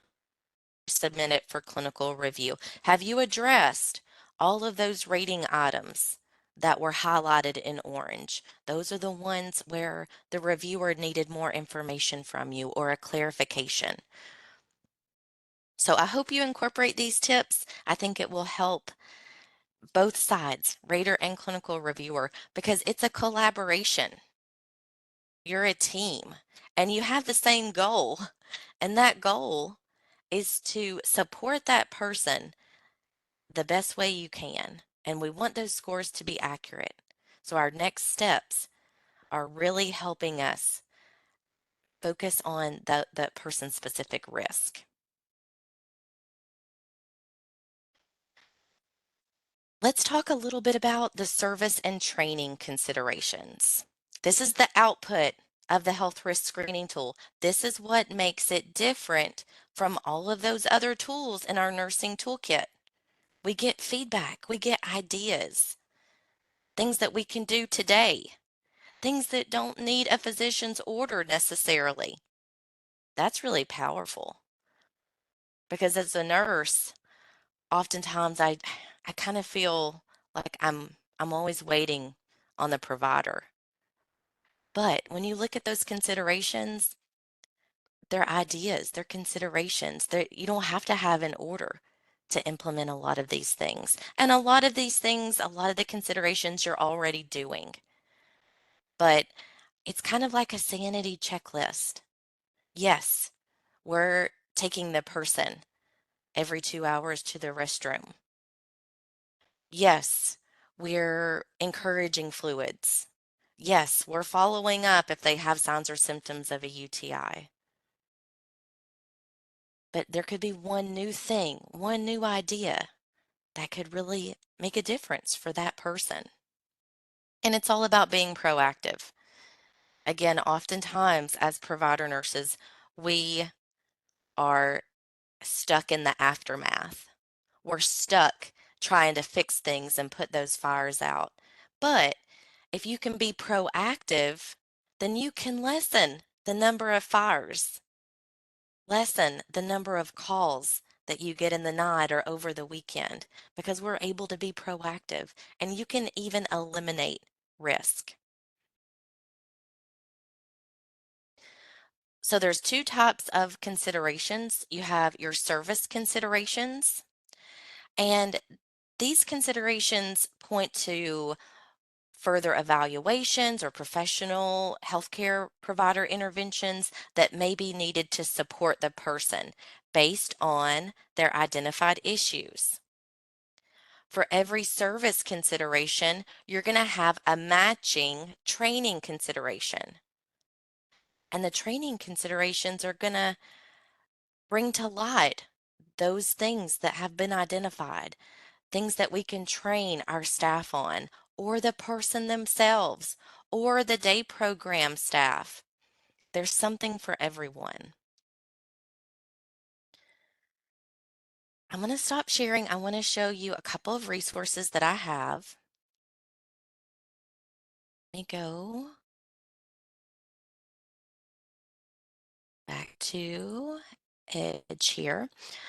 I want to show you where the service and training considerations are. Remember, the person has to be fully screened, meaning they have that healthcare level. You're going to have your service and training considerations tabs. Look at those. I'm going to start with the service considerations and just kind of show you how this is mapped out. There are different sections, and I kind of lived here in nursing. What can nursing do based on these identified risks? Does the person have oral motor issues? What about physical concerns? What do we need to talk to the pharmacy about? The pharmacist is a part of the support team, and in my opinion, it's one of the most underutilized members, but they're there. They have information that we need. So you can check out all of these different areas. I'm just going to scroll down so you can see an example. You'll have the identified rating area and you're going to have the score. Remember, the score determines what considerations are populated. And then you'll have your descriptors here. We don't have time to go through all of these today, but I just want you to get familiar with what you can do with a completed screening. Let's look at the training considerations. This is where I live. Healthcare protocols. I want to make plans that are person specific, plans that aren't cookie cutter, that really address this person's true issues. Another one that I think you can really utilize is this one. Training considerations related to signs, symptoms, and emergencies. Oftentimes we see providers where the staff haven't responded correctly in an emergency. That happens. Look at what's being produced by the HRST. Are our staff trained up and prepared to act if this person has an emergency based on their identified risk areas? So lots of good stuff in the service and training considerations. This is your process map, and I love a good visual. So this is available in your training library, and it talks about the steps. We're going to start off with an accurately screened HRST. If the person's in residential services, these are our next steps. Again, it's driven off the scores. So you want to make sure the scores are accurate. If you're stuck or need help scoring something, please reach out to us. It matters to us that you get an accurate score because we understand your process. We understand that these next steps are designed to really make a difference for the person, and that matters to us. Okay, back to the PowerPoint. Should be the last time I have to reshare, so I appreciate y'all going back and forth with me.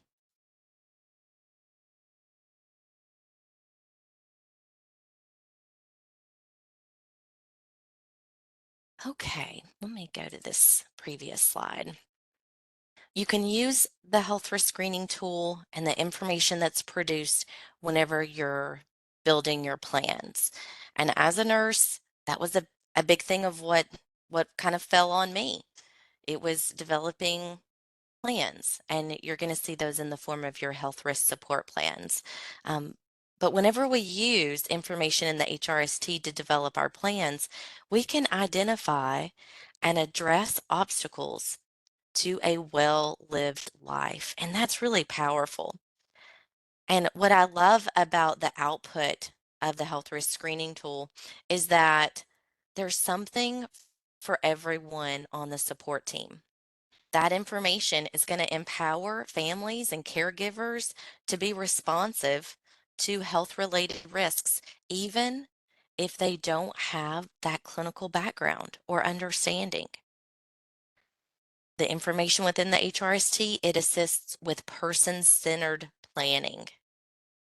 And we talk about what's important to the person being balanced with what's important for the person. That is really crucial to developing a person-centered plan.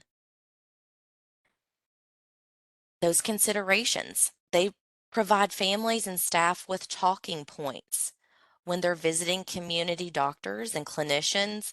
And we know as nurses, there's not a lot of information and training out there about how to support and care for people with IDD living in the community. I did not get any exposure whenever I was in nursing school.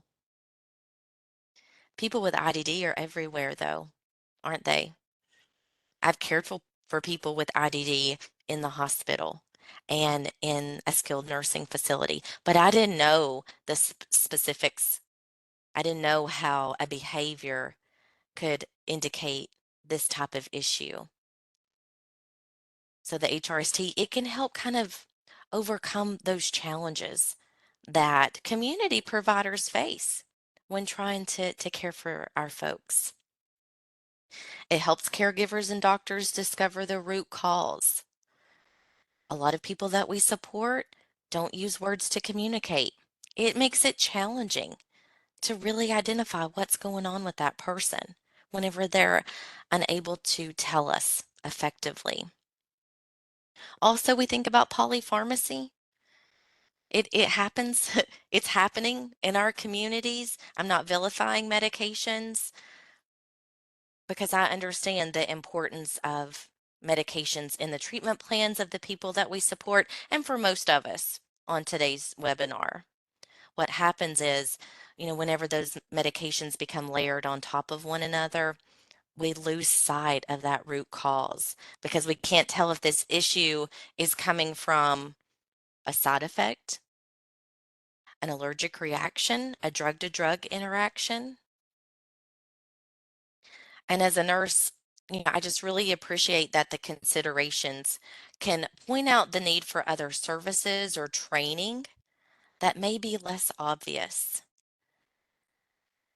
And I remember starting out, and I didn't know a lot about the population. I didn't know that if a person's on seizure medications for an extended time, it can cause issues with their bone fragility. I didn't know that. That type of information is going to be found in the considerations. So you don't have to know everything. And I promise, if you think you know everything, you don't. People that we support, they're different, they're special, they're complex. So look at those considerations. There's an opportunity for learning in there. And then when you're building your plans, whether it's the annual plan, your nursing plans, use those action steps because, again, you can mitigate or even eliminate the person's risk. And you want to share those considerations with the entire support team.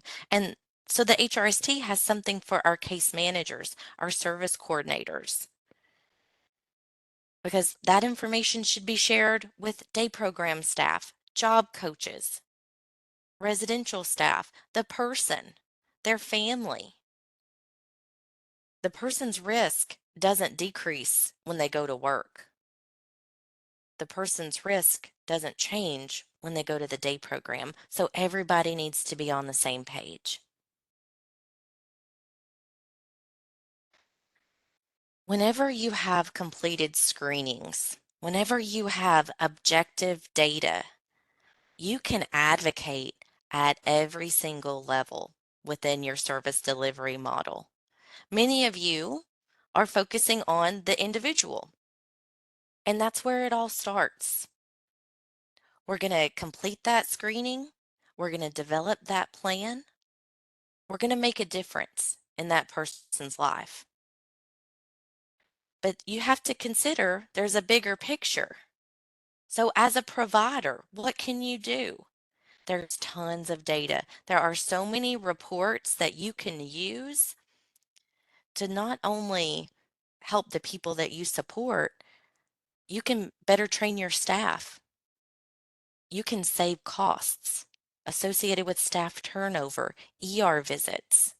That's important too. And then you have a state. You have a state that's being very proactive in helping people, residential, non-residential, because they want to make a difference. But you have to have all the pieces. You have to have those completed screenings because your provider level and your state level, they need to be able to pull out data and look at it in a bigger perspective. And that really starts with you. That starts with you getting those screenings completed and asking us if you have questions or need support.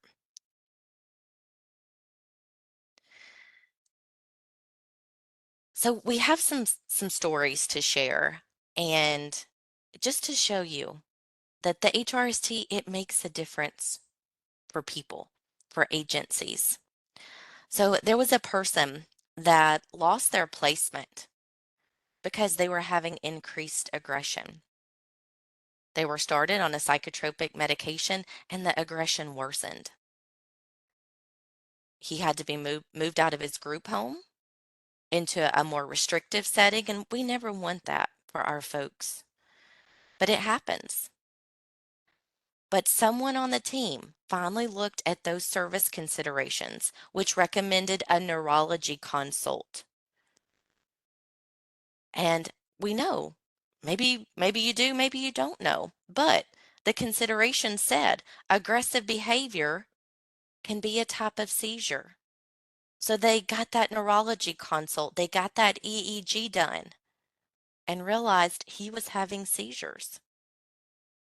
So he was started on an anti-epileptic, the psychotropic was discontinued, and then he moved back home. That's a wonderful story. There's another story about a young child, and he was having coughing with lots of secretions, and this would happen for a few days every 4 to 6 weeks. And the agency, they had a video swallow study done. It was normal. He wasn't aspirating, but they did his screening and a consideration was generated, and it said, what about a GI consult? So they did a scope. They realized he had reflux and it was worsening his respiratory symptoms. They treated it, no further respiratory episodes. And I'll tell you, this example came from a provider who is staffed with a lot of healthcare professionals. They have licensed staff from top to bottom. And Tammy, this is kind of Tammy's example, but she always shares that it was the nurse practitioner. And she was sharing the story and said, this, I missed this. I know that reflux can cause respiratory. I wasn't making the connection. I missed it. So it doesn't matter how many nurses you have or how many PAs or providers. Whenever you're very close to the person, you can miss things because we get so focused in. We just need a bigger picture. And we have an example of a miss. There was a person that was hospitalized for aspiration. The screening was done just a few days before he was admitted for aspiration. The consideration said this person needs to be tested and evaluated for aspiration. So the information is there, you just have to use it. And that's the power of the HRST.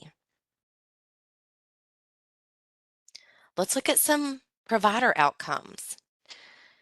So there was an agency, they rolled out the HRST, they completed their screenings, they started using the considerations. And this occurred over a 2-year period because it takes time to get those baselines established, those initial screenings.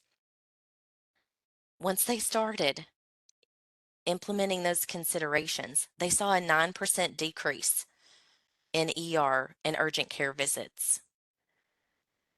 10% of their total population saw a decrease in their healthcare level. So their risk of dying decreased. That's amazing.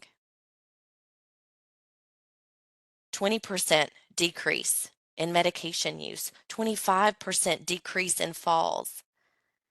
And that agency saved over $13,000 in ER visits alone.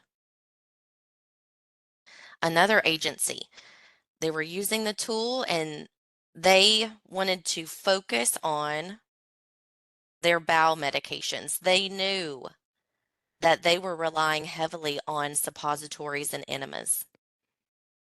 but they didn't quite know what to do about it because these were their go-to interventions.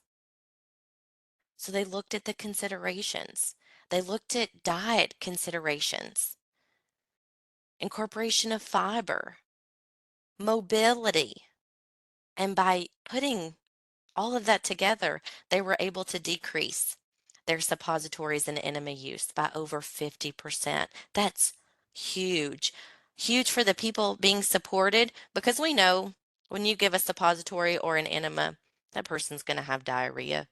That person's not going to be able to do what they want to do that day.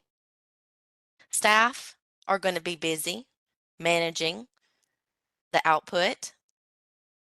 So reducing that by 50%, that helps the people being supported and also the staff. So there was a region within a state that uses the HRST, and they pulled a report and noticed that a high number of people had the same consideration. And it said, consider a GI consult for people with hand mouthing or pica behavior. So those folks, if they hadn't already had a GI consult, they received one, they received testing, they were diagnosed with GERD, and they were started on a medication. Many people saw a decrease or elimination in hand mouthing or pica, and several more were able to be weaned off their psychotropic medications. And let's talk about what's going on with our state clients. So states are using this information to determine support coordination and nursing services. They're tracking mortality data.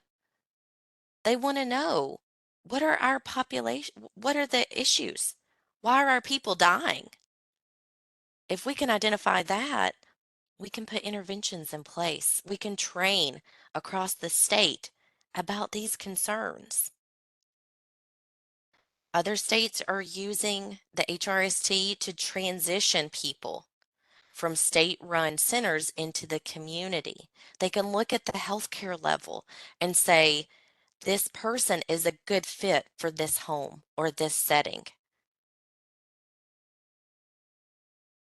You can prioritize services for those that are waitlisted based on their healthcare level. Again, what services do we have available? Okay, what people do we have that fit that profile? Let's move them off the wait list and into this setting that we have open and available. And then the majority of states are using this information to develop service plans. And that's the key, because you want to start your service plan development early. That way, whenever we have that annual meeting, when everybody's there, one time a year, we get everybody together and we're all excited and we're ready to get to work for this person. We got everybody there. Nursing, we need to be at the table too. The screening is an extension of us. We're there. We've provided this information. And we want to create those person-centered plans that are going to follow that person for the entire year and address and mitigate their health risks. I know many of you are stressed. A rollout is challenging. What you're doing is a big deal. You're building a foundation for an ongoing process.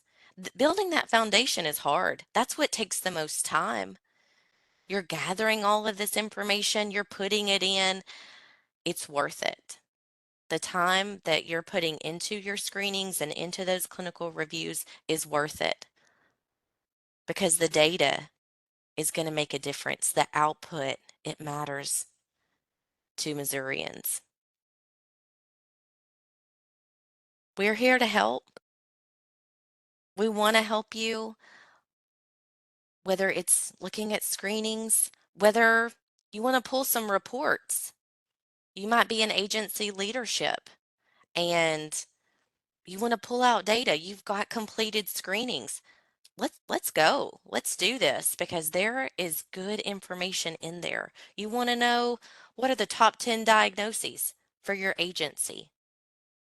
Who's on TD medications? Who has lifting equipment that we need to round on and make sure their equipment is in good repair? I mean, we can really drill down and pull some meaningful data out for you, but you've got to reach out. We're not mind readers. I wish we were. Send us an email. If you're having technical issues, send an email to mosupport@replacingrisk.com. Our tech team is wonderful. They'll jump on a screen share with you and help you troubleshoot. MO Clinicist, again, this is for clinical support. If you've submitted questions or tickets before, I've probably replied to you. It's us. It's real people that really care. Another way to get in touch with us is to click Contact Support on the login page. And with that, I'm going to pause. Leslie, that's all we have for today. Oh, thank I you, make Daly. That was time. some. I'm kind of proud of Yeah, you myself because did. I'm a Yeah, you really slow did. talker. No, you did great. And we appreciate that information. And guys, I appreciate your comments and questions in the chat. We will take that back and review it. For questions, we'll be posting a question and answer page to go along with that, along with this webinar. But we'll also review your comments and just see what we can do to help support you guys moving forward. Okay. I know it's stressful, it's hard, there's a lot, it's a big change, and we are here to help support you. So we are going to take your comments and review them internally and reach out and just see what we can do to help moving forward. So thank you so much for participating in this part of the webinar. And Daly and Dina and Tammy, thank you guys for joining. Daly, thank you for the wonderful presentation.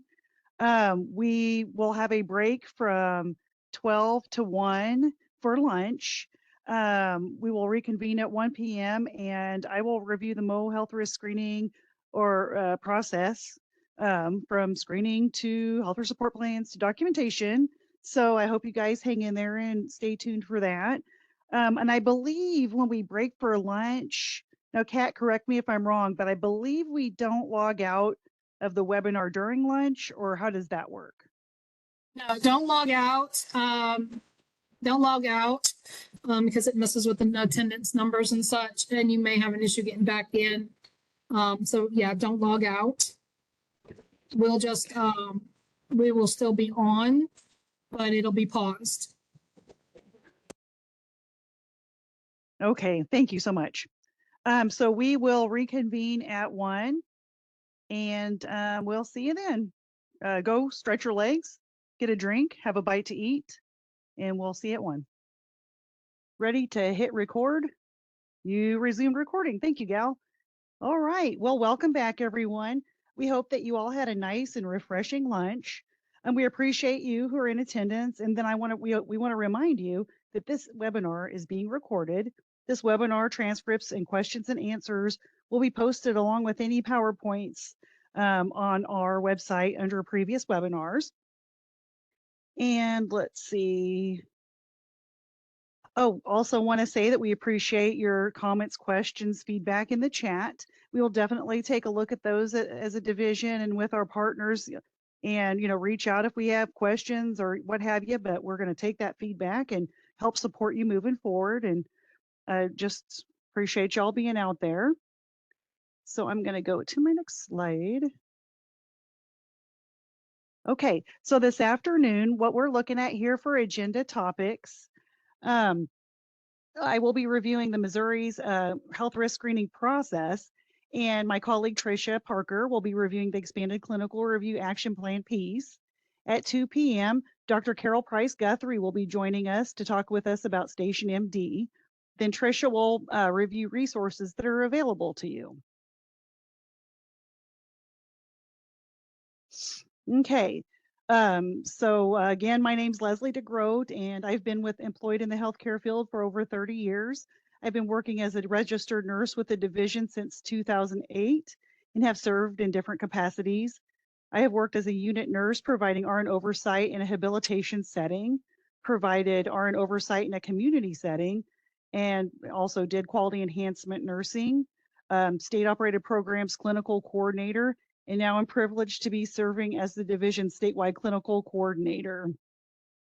All right, I will move on. So we're going to review each step of the process for RN raters, including pointing out helpful information on each step. We will review the Fatal 5+1 briefly, the screen, the clinical review, the health risk support plans, the RN oversight documentation, the delegation module, and then at the end, I'd just like to show you some things of where we are in the process for statewide for residential participants. Kind of give you a big picture look there, maybe. Then I will hand it over to my esteemed colleague, Tricia Parker, our Community Health and Wellness Coordinator, to review the expanded clinical review action plans.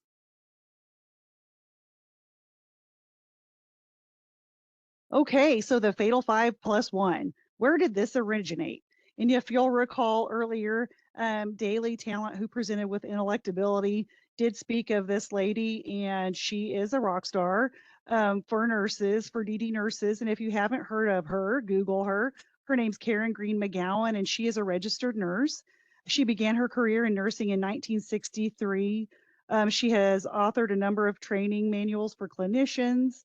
She is the former president of the Developmental Disabilities Nurses Association. She is founder and owner of Inelectability, which is the Hearst company. They're the ones that created the Hearst, or the health risk screening tool. She and her company also created the term Fatal 5+1 and also trainings that surround these serious health conditions. So what are the Fatal 5+1? This refers to top conditions linked to preventable deaths of people with intellectual and developmental disabilities, or IDD, in congregate care settings or in community-based residential settings. While the issues can differ in order of frequency depending on the population being represented, the conditions most likely to result in death or health deterioration for people with IDD are, as you can see on the screen here, aspiration, bowel obstruction, seizures, dehydration, sepsis, and then another condition, which is exceedingly common and frequently overlooked, and also leads to significant health troubles in people with IDD, is a gastroesophageal reflux disease, also known simply as GERD. And so, why is any of this important, right? Well, early detection and treatment of these conditions can lead to better health, lower risk of death, and improved quality of life for people with IDD. The term Fatal 5, let's see. Okay, I'm going to skip. It's duplicated there. All right. So what are we doing with this information? So here in Missouri, we're incorporating this into our own monitoring processes. For example, we review cases that have the Fatal 5 as a cause of death, with mortality reviews, and we look at overall hospitalizations and ER visits, and just kind of see what's going on, out there in Missouri. We're also including the Fatal 5+ training for all Missouri HRS process users. So anyone that's able to log in and have an account, that is a training that we want them to take, just to be familiar with what these are, and just, okay, why does that matter? What do I observe if someone's having these conditions? We have an opportunity for residential RN raters to complete an advanced training.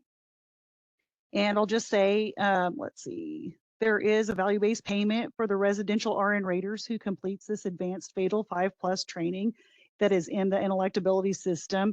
And that's if it's completed during state fiscal year 2022. So until June 30th of 2024. Let's see. We do have Observe, Decide, Act informational documents that are posted on our website. And Tricia's going to point those out where you can find those. Those can be used with training for direct support professionals, individuals themselves, and others. It's information to help observe which means like look for symptoms and then, okay, do I fit into that high risk category? Does that look like, is it me? And then actions that can be taken to kind of help, prevent worsening of the condition and perhaps different things that you can do to help. You're, seeking a doctor and different things like that. So the health risk screening tool, of course, that's another one. They have these and other common items of risk for vulnerable populations factored into the screening tool. So the health risk screening tool, it's the first step of the health risk screening or HRS process here in Missouri. The other items in this system are built out from this screen. Missouri has adopted this tool along with 27 other states. I hope I'm not misspeaking. I can't remember what Daly said earlier, but I was thinking it was 27, to identify risk for the individuals to whom we support. This risk identification screen has replaced the health identification and planning process. There is also an identified need to bring in the residential RNs who are providing that oversight service into the planning process in order to ensure the health and welfare assurance in which we are obligated as a division to the Center for Medicaid Services, who are our funders, and also though for the individuals to whom we provide services and support. The Missouri health risk screening process is designed to have the individual to their fullest extent possible, and their identified interdisciplinary support team. For example, for residential, it would be like the direct support professional who knows them well, and whomever else can contribute to answering the questions while facilitated by the residential RN providing oversight. They're the ones that enter in the information in the screen, as you know. So it's a team approach. And then some of you may have seen this before. As a reminder, I put it back up here in another slide, and I'm going to talk about it a little bit. But this timeline table, it's in your message of the day that pops up when you log into Hearst, into the Hearst system. And we talked about it in previous webinars, and it outlines when each step needs to be done up to the health risk support plans. To kind of help keep you on track so that you're like, okay, this is when I do this is when I do that, step by step for that right there. On the left side, it starts by outlining the process implementation month that the residential RN rater should begin the process, as in gathering information for the screen and entering in medications and diagnoses. In regard to the process implementation month, as another reminder, there is a role of rater supporter, and I know some of you all do, some of your agencies do have this role for some of your teammates, and they can enter in the medications and diagnoses as well as the vital signs and height and weight on the About Me page. The person with that role can go in and update those fields at any time. Also, other team members can help gather the information for this screen. It does not just have to be up to the RN rater, but the RN rater is recommended to review to ensure accuracy. Just like, so if a non-nurse is entering in meds and diagnoses, that's awesome. But, we encourage the RN rater to review that at some point to ensure, that everything's looking good. And as I said, other teammates can help gather information for the RN rater for when it's time for him or her to do the screen. Okay, so the month following the implementation or preparation month is when the health risk screening tool is to be completed. It is to be completed with the individual to their fullest extent, a familiar direct support professional, anyone else that the individual would want to assist with answering the questions. And as I said a little bit ago, that's including the RN who is entering in the yes or no and then typing in the note that tells why the person meets that score. The reasoning behind having a team approach for the screen is due to each team member having their own knowledge and information to contribute in regard to answering the questions, thus making the screen even that much more accurate. The month following the screen, so you have the Hearst designated rater preparation, so that's when the process implements for that person. Then the month following is the health risk screening tool itself completion, and then after that is the health risk support plan completion. So that month, the residential RN rater will complete the health risk support plans again with the individual to their fullest extent, a familiar direct support professional, and then again, anyone who maybe the individual would like to have accompany them, or another team member who may be able to help identify the different supports that, you're going to mark that are in place for that individual. So phase 2 began May 1st of 2023, and this timeline enhancement was created based on feedback on process phase 1. This enhancement is to provide an addition. Yeah. I'm sorry. What slide are you on at the moment? It's a timetable. Are you not seeing it? It's like orange and peach. Yes, it's correct. Someone had just mentioned that the slides aren't changing, but I believe because we're I'm talking. still on the same one. Okay. Yeah, you're correct. Yeah, I'm just talking a lot on this one. Don't worry, guys. I have plenty Thank more you. slides to go. Thank you for interrupting me, though. I don't want people. Yeah, I don't want it to be messing up or whatever. So yeah. So this enhancement is to provide an additional month to support the process completion prior to the annual ISP implementation month.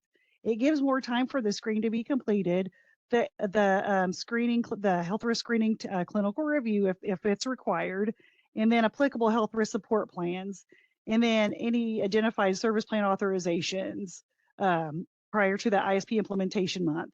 So you can see like this month, the RN rater, anyone who would have an ISP implementation month of March, so there are ISP implements there. So then you would kind of look at that column and you'd go over here and see, oh, okay, so this month in October, I'll want to start prepping or have my team helping me prep, get those meds and diagnoses and get the information from the rater checklist and have that ready. And I'll get something scheduled with the individual on the DSP and whomever else we want to have at that meeting. So you get that meeting scheduled for November. All right, complete the screen. May or may not need a clinical review. Once that clinical review is completed, that screen is finalized. And then you'll move on to the next month and schedule with the individual DSP, whoever you guys want to have there at the table, and complete those health risk support plans. So, and then after that, the support coordinator is able to, well, they're able at any time to log in and look at people's information, but they'll be able to review the health risk support plans and sign, do their electronic signature on them. So it stays in the system and doesn't have to be emailed elsewhere, printed out and sent or what have you. Okay, so all 22 rating items have been scored for this. Okay, we're moving on to the clinical review piece, right?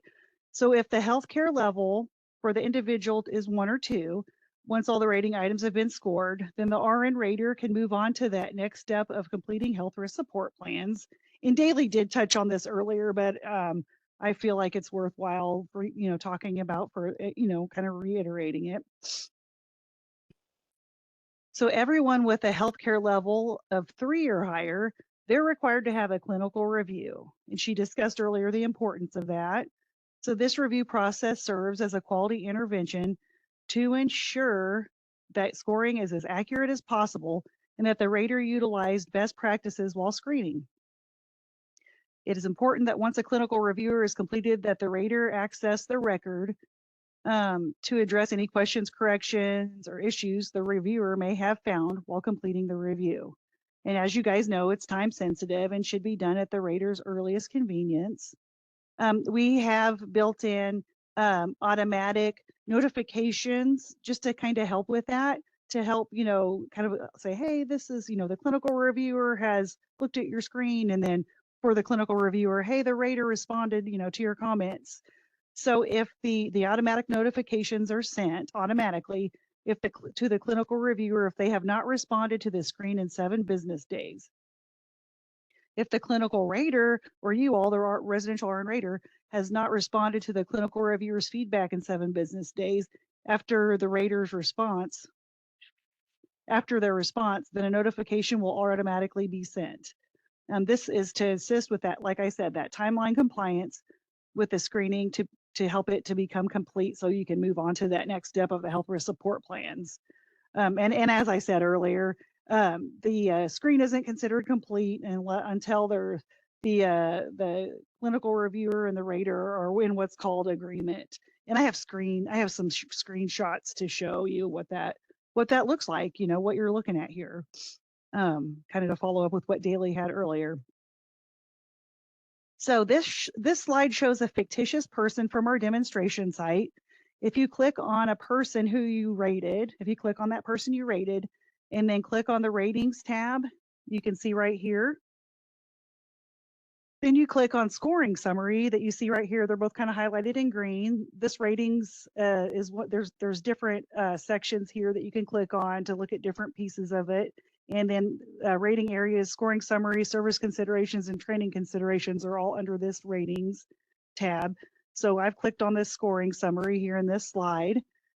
And you can click on where this blue arrow is, this PDF page button, and then download. And also you can pull that up, you can download it, you can print it off, and that should assist with reviewing what rating items require your attention as the rater.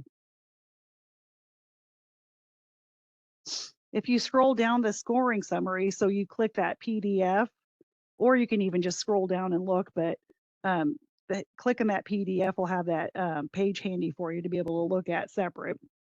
So if you scroll down the scoring summary page, you will see the clinical reviewer feedback on each rating item. The selections that they have for each item is green, I agree. The next one is I agree, the score is accurate, but the comment does not justify the score. I do not agree, the score is accurate. And then the final one that they're in yellow is I need more information to determine if this score is accurate. There will also be reviewer comments below the section. Remember to scroll clear to the bottom after all these rating items to be able to see the reviewer's comments under the section titled Summary Notes. It is the last thing on the page. There is also a PDF page button on the bottom of that page that you can click on to be able to look at the reviewer's comments and the screen itself at the same time. Whether you have two computer screens or monitors, or can print that downloaded PDF page of the scoring summary. So an enhancement to that clinical review process, we're working with inelectability on a report for the residential RN raters to be able to have that, and it will have the reviewer comments in regard to the screening and just have the comments and things that need to be addressed so it's more concise. It's a more concise format, and there's not, the I agree, and you're scrolling down. It'll just all, we're kind of looking at something like that to kind of make it easier to look at and see what you're needing to do.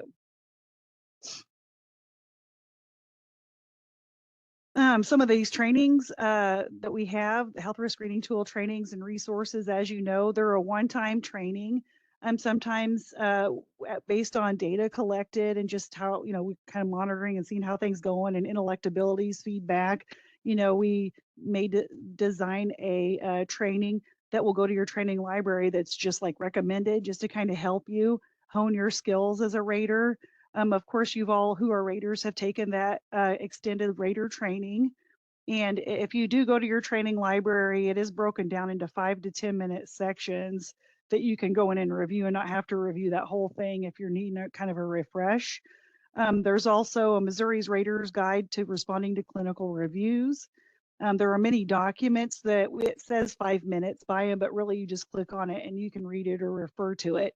But there's a guide to responding to clinical reviews, common rater errors, the Hearst rater in the clinical review, Hearst expanded scoring descriptors, and that's the one that Daly had mentioned, and it should be in each of your training library. And it's really, it's a really good tool. The Hearst rating checklist, you can use that or have teammates look at that, and that will help gather information prior to the screen. And then there's a brand new, and it should be added to your training library as of today. So be looking for it. Anyway, it's just a recommended resource. It's recommended. I don't want to say just recommended, but it's not required. It's not going to stop you up. But really, we highly recommend it. And it's titled Hearst Item to Item Relationship Document. And it will describe the relationships between rating items and how they relate to each other. Because sometimes whenever you do your screen and then things pop up and it says there's inconsistencies. Well, this kind of describes why are they related to each other, and why, if I mark this for that, then why is it saying that it's impossible for my score to be such and such? Like, this will elaborate on that and hopefully help with the understanding to it. There's a lot of logic built into this tool. So that'll hopefully help with that. Now we will talk about the health risk support plans, that step of the process. This month, I'm going to be hosting, and you'll see an email blast about it, but I'm going to be hosting a webinar specifically for health risk support plans. So please, keep that in your mind. And when you see it come out, mark that on your calendar. But just, for right now, I've got some things to share about it, right? With the health risk support plans. So you will complete those after the screen is finalized. And remember, it'll be finalized if the screen, if their healthcare level is 1 or 2, okay, it's finalized. You can move on to the health risk support plans. If the healthcare level is 3 or higher, then the clinical review needs to take place until it's in agreement status. Then it's finalized.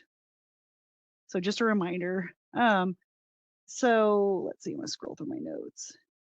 So after the individual is screened, if the healthcare level is 1 or 2, the RN rater, then that's when you'll coordinate with the individual and their identified support team members and any identified service providers to schedule a date to complete the health risk support plans. Let's see, scrolling through my notes here. I think I've already said all this stuff.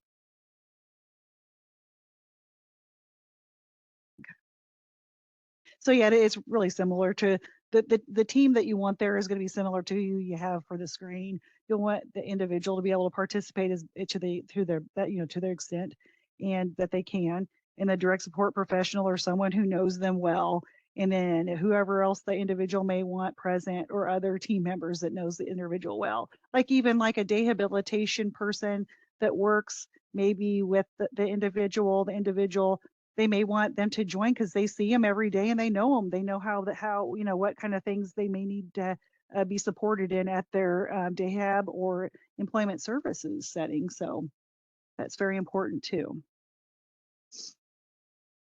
So this slide illustrates what tab and button that will bring you to the health risk support plans. When your screen is finalized, you can click on the rating area. Well, you can click on them at any time, but when your screen is finalized, you can click on the rating areas at the bottom of the list of rating items and then click on a blue button titled Health Risk Support Plans, and that will take you to that section. So see, you're in the rating areas. There's all the 22 rating items. There you've got scoring alerts. You don't have to mess with that, but you click that little blue Health Risk Support Plans button, and that'll take you right over to that module.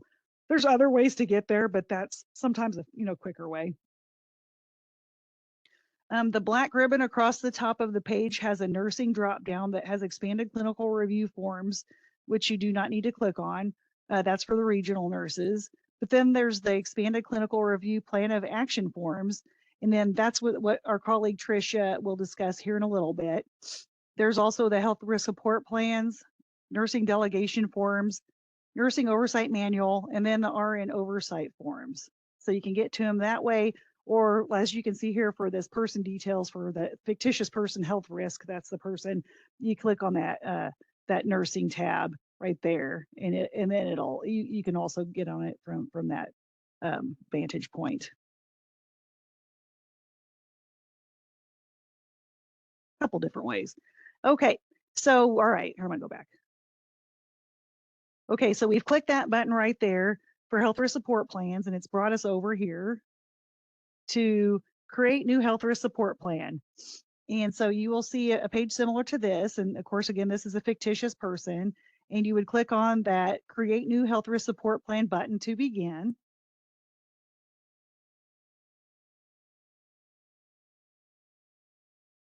The next screen that will pop up after clicking that button will look like what you see on this slide. You will select which health risk support plan you want to work on first. It will highlight automatically in red the ones that are required, and you can add things to other items that did not score as high.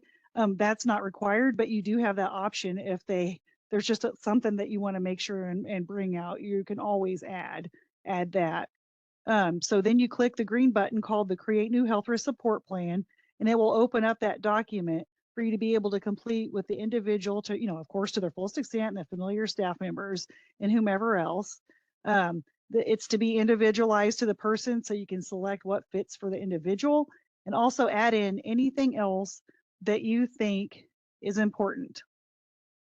Once these are completed, the support coordinator, as I said previously, the support coordinator assigned can log into the system and review and electronically sign off on those health risk support plans, and then incorporate them into the ISP.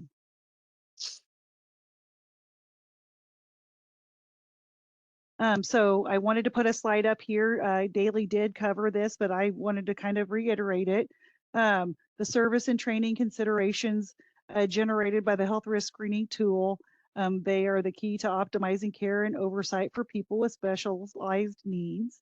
They're a set of discussion points generated from the item scores on the HRST, which can be tailored into a practical, individualized plan for support and surveillance.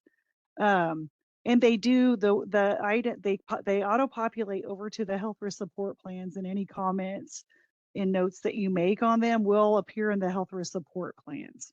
So anything, if you do decide to use the training and service considerations, then whatever information you input in there will flow over to the health risk support plans. And just to let you know, considerations are just that, considerations. They're not a set of you must do this, or marching orders. The considerations generated, they'll differ from person to person, and then just depending on the information captured during scoring. So in some cases, certain considerations will not apply to the rated person in any way. These may be passed over with an explanation stating this fact or what have you. Any training and service considerations and selections and comments, as I said, will auto-populate over to the health risk support plans. I'm looking at my notes here to make sure I covered everything. Okay, and Daly did talk about those earlier, and they're not, like I said, not a requirement, but they can really they can definitely bolster your health risk support plan. It can point out different things that you may not have considered. You may have, but there may be something you're like, oh yeah. They may prompt training about basic issues involved in each of the identified areas of risks. And that, to assist the caregiver to be knowledgeable about the issues like seizures or behavioral issues. They can also give some action steps for the support teams to implement, just all to minimize that risk, all to monitor, minimize risk. And as you all know, education. And the more we can educate people who are directly supporting individuals, the better. Okay, so health risk support plan trainings and resources. It's probably kind of confusing, but because it says Rater training on it too, but it's MoDD HRST RN Rater training, and it contains how to do the health risk support plans, and then how to do the delegations in the delegation module, and then the RN oversight documentation. And this training right here should be in your training library. It's a one-time training, but it's there for you to refer back to at any time.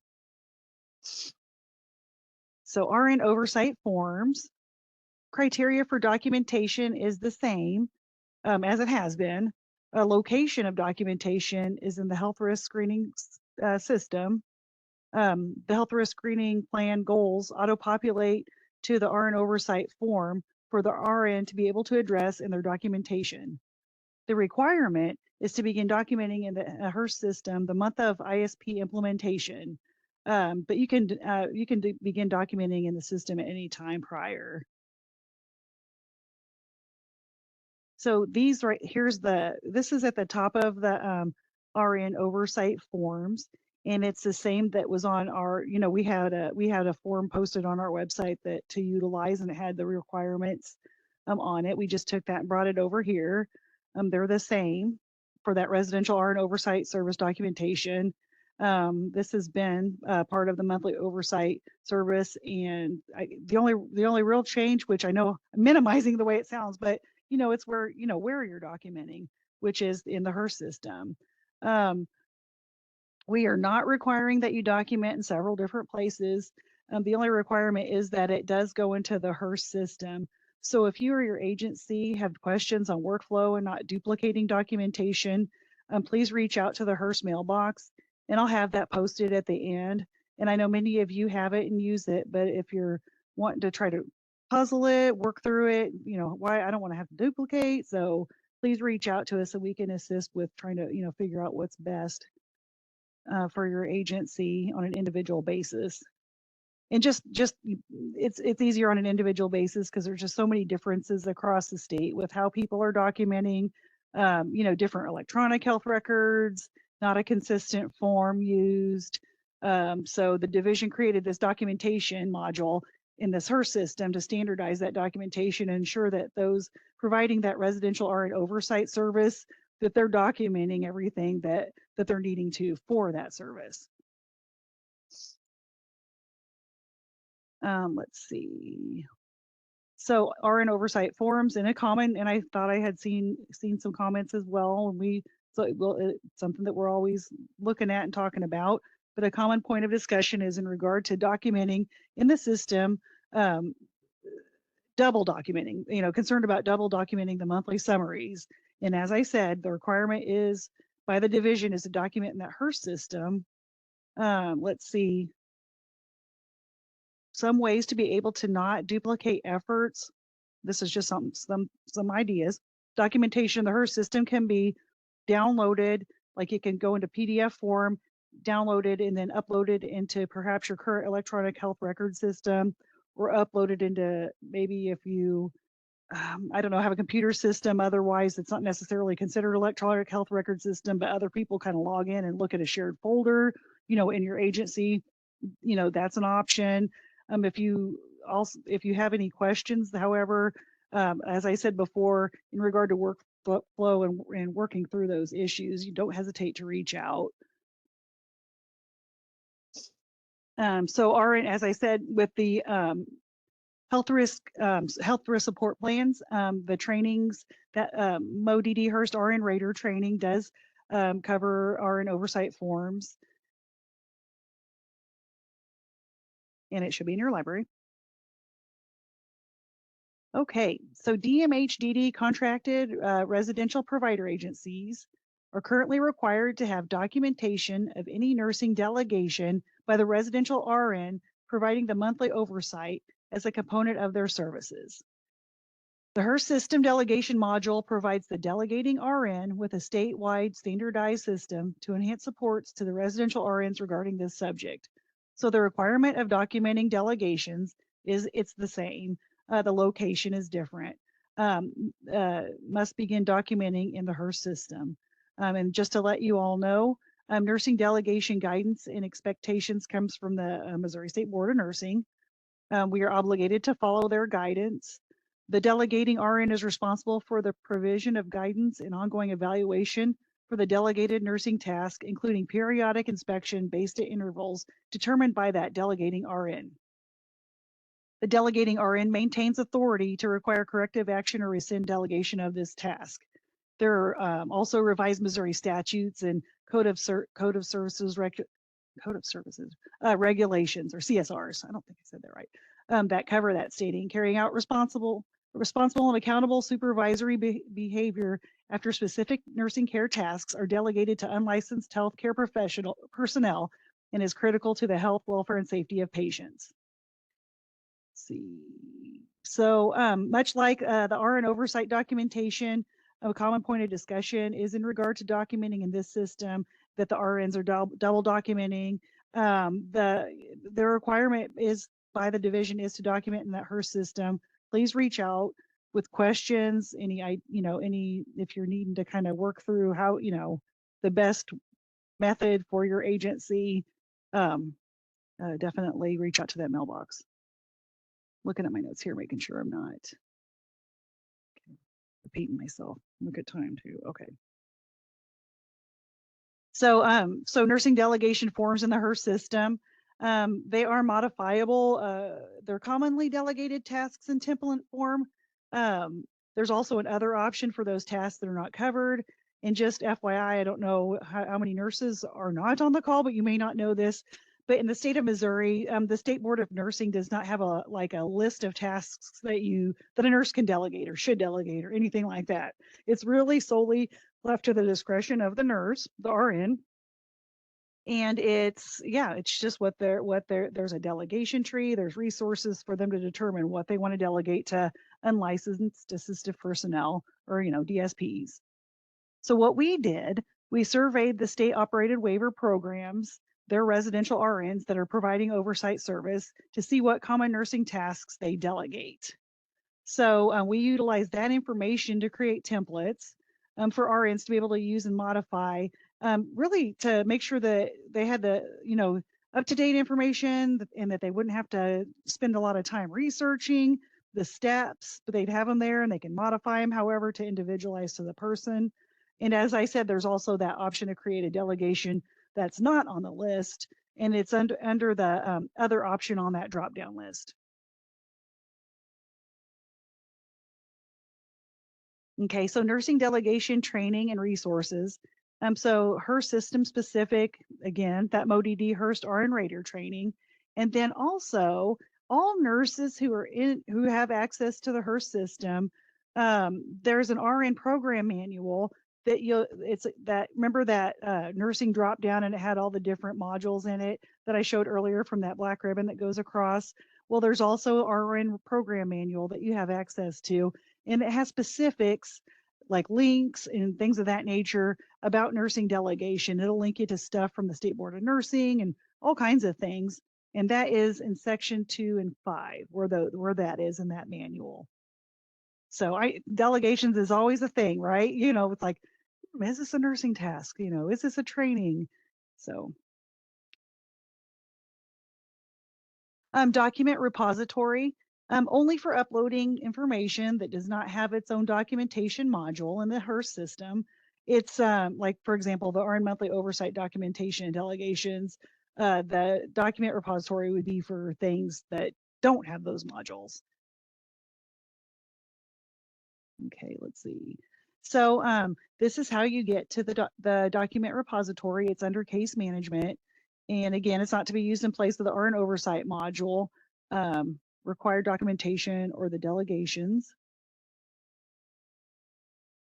And then this is what it looks like in the system. And when things are uploaded into that document repository, it'll have the person's name, and then it'll have, if you have the date, and it'll have the title of the document in there.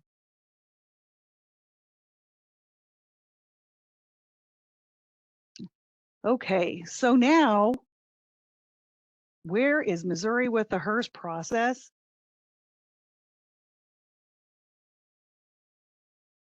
So, all right, I want to congratulate everyone on this call. We have been in this process for 5+ months in the go live or phase 2 part of the implementation process. So good job, everyone. I mean, seriously, this is pretty cool.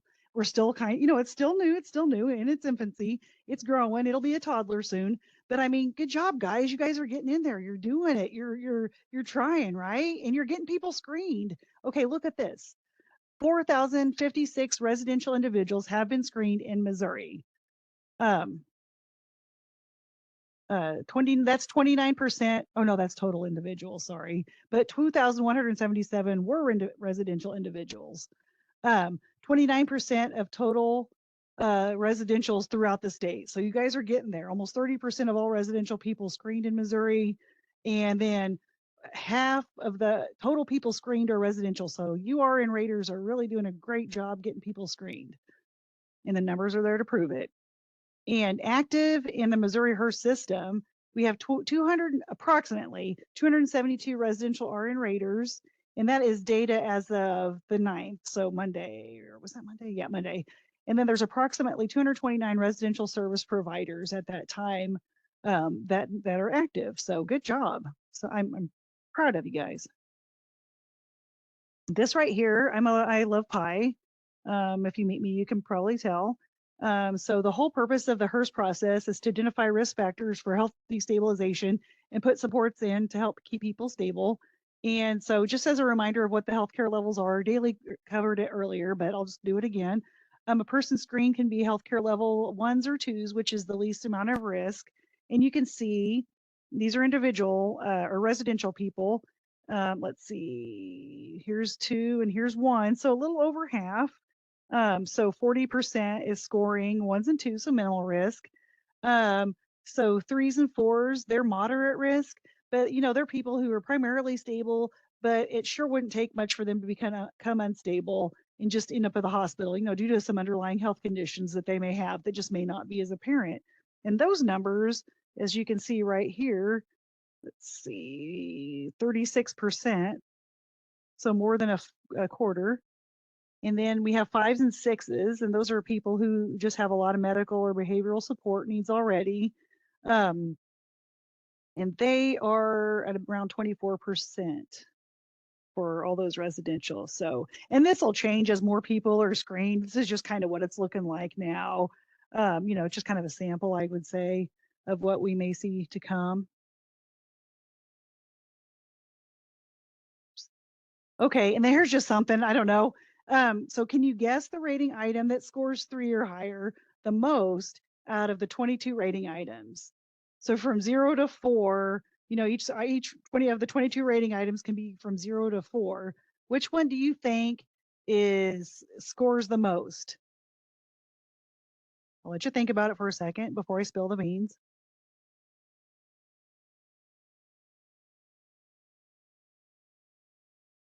It is the number one is J, rating item J, or psychotropic medications.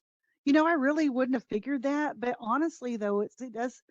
Lots of people take psychotropic medications, and that's any kind of, what can be behavioral modifying drugs. So, yeah, lots of those out there. But I just thought that was kind of interesting. And then this next slide, top rating items scored 3 or higher. By and far, the number 1 rating item most scored was the psychotropics. And then you have these are a lot less, but they're still outscoring a lot of the other ones. But we have nutrition, gastrointestinal, toileting, skin integrity, and bowel function.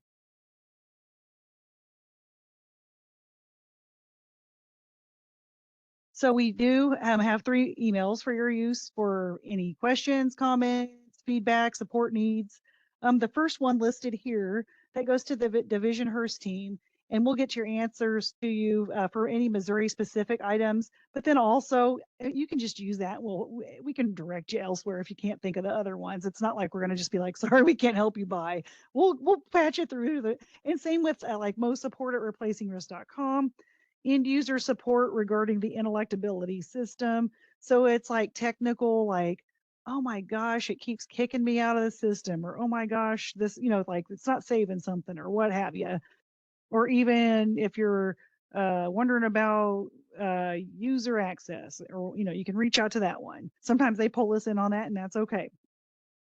And then we have the MoCliniCist at replacingrisk.com, and that's the one where you can reach daily and the intellectability team, and they really they're the experts on the rating items, the clinical reviews. They can help you and assist you, with any questions or anything in regard to that. So please don't hesitate to reach out. We're here for the duration. In anytime now and anytime in the future. We have an intellectability team assigned to Missouri, and they're available to us. So, please reach out. Let us know what you're needing, what questions you have. And feedback's good too. I do want to point out, we do have our division webpage for the Missouri Hearst process, and it does have, under this overview ribbon, we have implementation phase 1 process document, and then we have the implementation phase 2 process document. Under FAQs, that's frequently asked questions document. This next ribbon is information for individuals and families. Residential service provider agency information.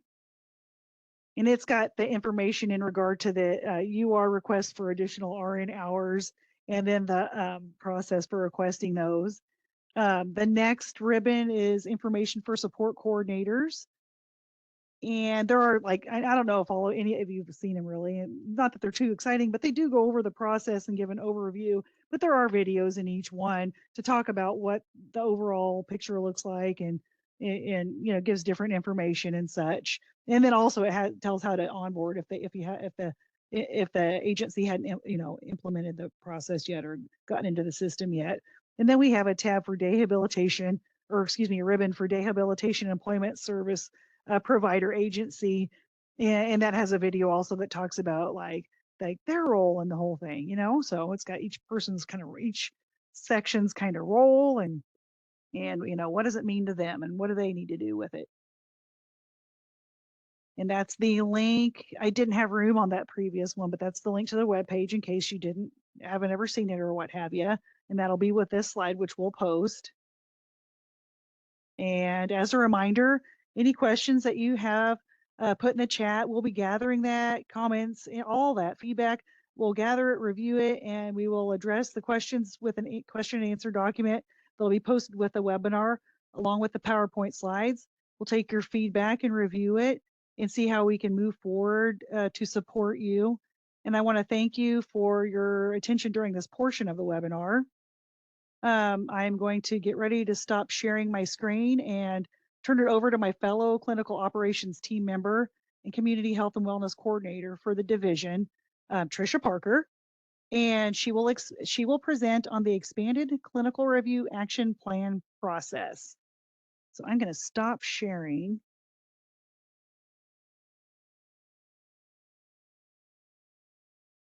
Hey, Leslie, and I'm going to go ahead and share my screen.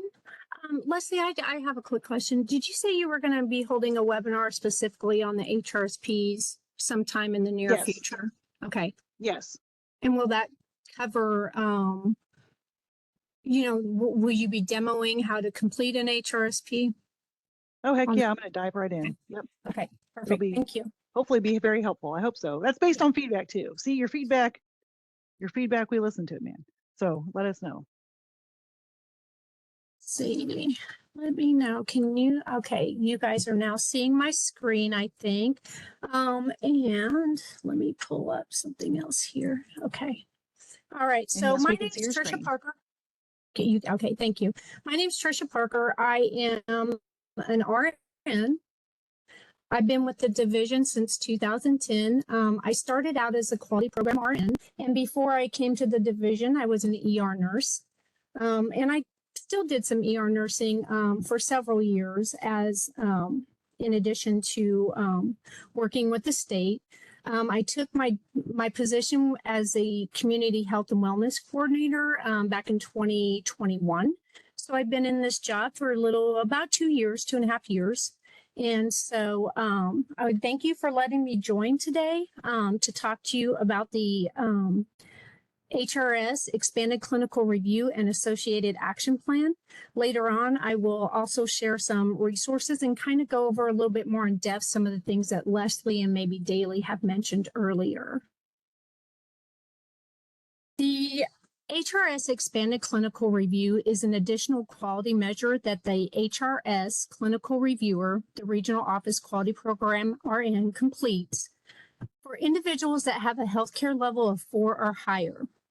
As the title implies, it is a more in-depth clinical review for those individuals that are at a higher risk of destabilization or may need some additional supports. In order for the clinical reviewer to complete the expanded clinical review, the rating has to be in agreement status and all applicable HRSPs have to be completed. The expanded clinical review does have a face-to-face clinical review component if the criteria is met for that component of the expanded clinical review. Further agency follow-up may be required as a result of this type of clinical review, which we'll talk about here in a little bit. As with all the division's quality monitoring and service monitoring processes, the division is required by CMS to meet waiver health and welfare assurances and sub-assurances. To meet waiver assurances and sub-assurances, the division shall monitor overall healthcare standards to assure waiver participant health and welfare. This assurance is met through individualized healthcare planning and implementation of identified supports and services to mitigate health risk and destabilization. So this is why the state has adopted HRS and designed the Missouri-specific components of HRS, such as the expanded clinical review. slide shows what the expanded clinical review form looks like in HRS. Again, this form is completed by the clinical reviewer. Here is a sample of the expanded clinical review that is completed by the clinical reviewer. As you can see, the expanded clinical review has an area for the clinical reviewer to document the review of records and any findings requiring follow-up by the clinical rater that will go into the expanded clinical review action plan. Even though the expanded clinical review is completed by the clinical reviewer, the clinical rater has access to view the documentation. To view the expanded clinical review, you would go to the nursing tab in the person's record and click on the expanded clinical review forms tab. You would then choose from the list which records you would like to view by clicking on the PDF icon. Also, you can view any action plans associated with any expanded clinical reviews by clicking on the clinical review plan of actions forms tab.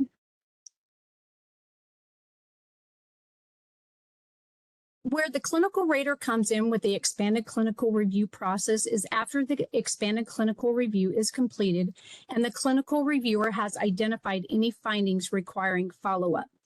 The clinical rater of record must resolve or respond to findings in the HRS expanded clinical review action plan within 90 days of action plan creation.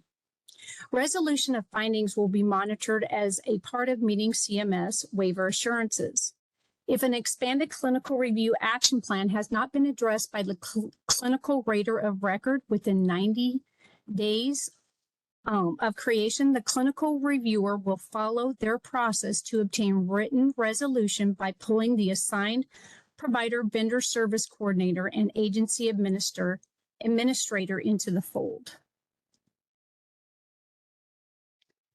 Once the clinical rater has received notification that an expanded clinical review action plan is ready for response, again, the clinical rater has 90 days to provide that response in the expanded clinical review action plan. We will talk about notifications in a few minutes. The clinical rater will need to provide steps taken to resolve the issue, assign a person responsible for resolving. This will typically be yourself or supervisor. Provide a date of when steps taken to resolve the issue will complete the resolution, and then provide your clinical rater signature. Reminder, just a quick reminder, the expanded clinical review action plan will lock down if the clinical rater has not responded to the action plan or has signed it within 90 days. The next 3 slides will show you what the expanded clinical review action plan form looks like and areas the clinical rater needs to navigate and document. So when you go into the expanded clinical review action plan record, this is the view the clinical rater will see. Note the 2 dates at the upper right-hand corner of the document. The dates represent when the expanded clinical review action plan was generated and when the expanded clinical review action plan should be completed. To respond to the expanded clinical review action plan, the rater will need to expand the quality outcomes categories to get to the documentation fields. The finding requiring follow-up is noted in the first text field. And that would be, can you see my mouse? That would be right here. That's the finding that the clinical reviewer documents. The finding requiring follow-up is noted in the, steps and documentation fields for the clinical rater are noted here in red. The first step is to input action steps taken to resolve the issue. The second step is to assign a responsible person. And the third step is to provide a completion date. So you got 1, 2, 3. The fourth and final step is for the clinical rater to provide their signature once they have responded to each of the action items. And a reminder, the clinical rater will not be able to do anything with the action plan if the clinical rater has not responded or signed the action plan before the 90 days of expiration. This does not mean that the action plan goes away or that the agency is not held to resolution. The method for resolution at this point will be the assigned regional office vendor service coordinator reaching out to the agency administration requesting written resolution within 7 business days. The vendor service coordinator will be monitoring and tracking agency compliance regarding the action plan resolution. The division recognizes that this process transition is new and the HR system has a lot of elements for the clinical rater and reviewer. To help the clinical rater with organization, the system does provide reminders or notifications. As mentioned previously, the clinical rater will get a notification of when an action plan is requiring their attention. However, the clinical rater will need to turn on that notification. The notification the clinical rater will need to toggle on is titled the Plan of Action Form Required Notification, and that's here on the screen.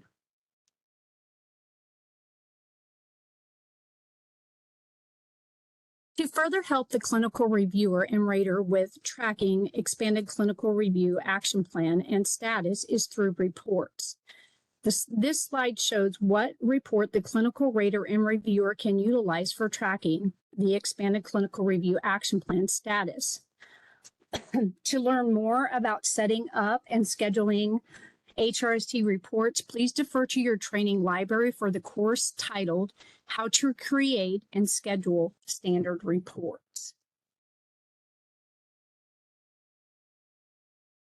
And this is about the resources. So I think I'm going to spend the last 15 minutes on those. So has our next presenter joined, Leslie?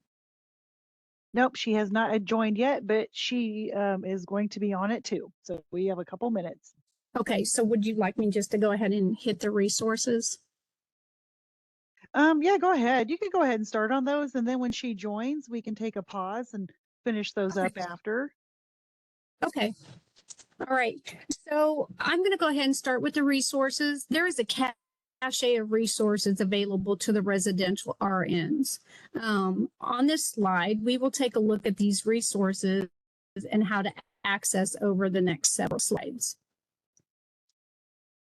So the link on this slide is for the main DMH DD webpage. The viewer has a myriad of options to locate information and can be quite overwhelming if you are not familiar with the general locations of information or resources. I won't go over the entire DMH webpage, but I will go over some key areas that may be of interest to the residential RN. Tricia, our Yes. next speaker is on. So if you want to wrap up, Right. thank you. Yes. Yeah. Well, let's just stop there and I'll come back and reintroduce this slide and the next slides. Oh, wonderful. Okay, hang on just a second. I'm all thumbs sometimes. Okay, I'm going to share my screen briefly. And we've got our next speaker, who I am super, we're just going to transition into another topic, a more fun topic, and a very, very helpful service that is Division of Developmental Disability Waiver participants, and that's Station MD. And our presenter is our esteemed colleague, Dr. Carol Price Guthrie, PhD, who's the Senior Director for Waiver and Program Development for Station MD. And I'm just so delighted that she's here. And if you haven't heard about Station MD and its benefits, she's going to tell you about it. So I'm going to stop sharing my screen. And Carol, I will turn it over to you. Thank you, That sounds Leslie. okay. It sounds perfect. Thank you so much. It's the strangest thing listening to someone talk and you can't get off mute. So I appreciate the invitation and I'm certainly excited to be here with you all today. I know you've been here long and I know it's been a long day. So before I get started, I just want everybody to just take a deep breath, just a really nice deep breath. And then we'll have a conversation about Station MD. I'm not going to put up any slides or anything like that. We're just going to have a conversation. And hopefully you'll have some questions for me in the chat box. And if someone could help me monitor that, it would be great. But again, I thank you all for allowing me to be here. I am Carol Price Guthrie. I am a PhD with Station MD, and I've been with Station MD close to 2 years. And I just want to share a little bit about my history with IDD and the people we're so fortunate to support.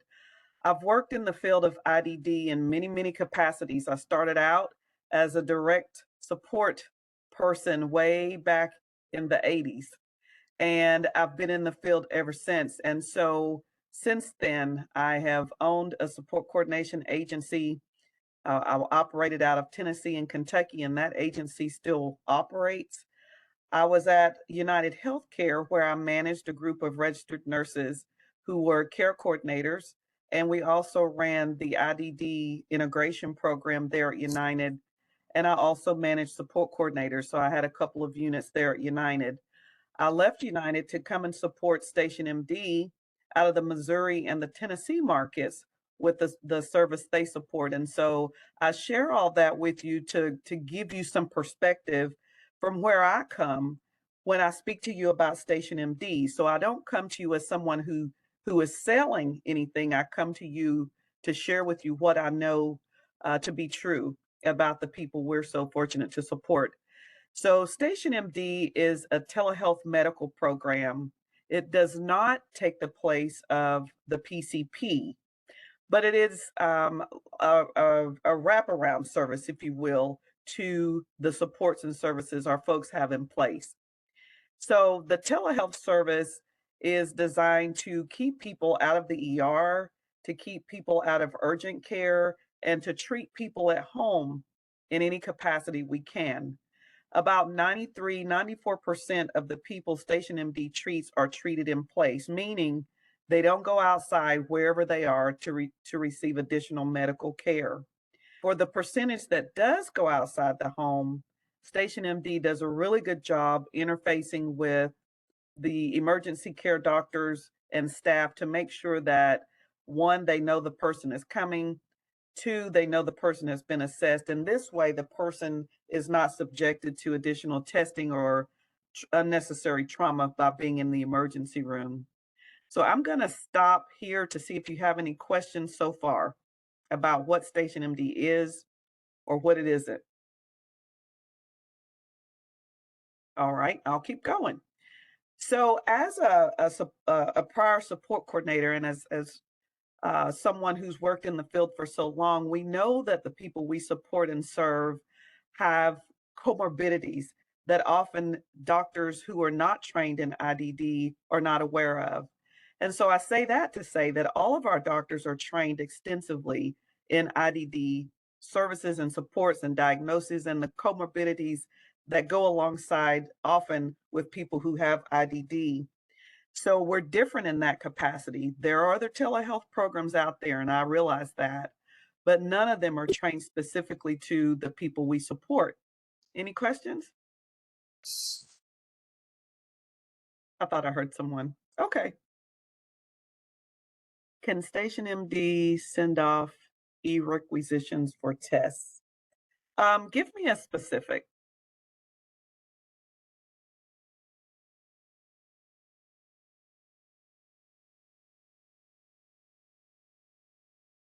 Let me see.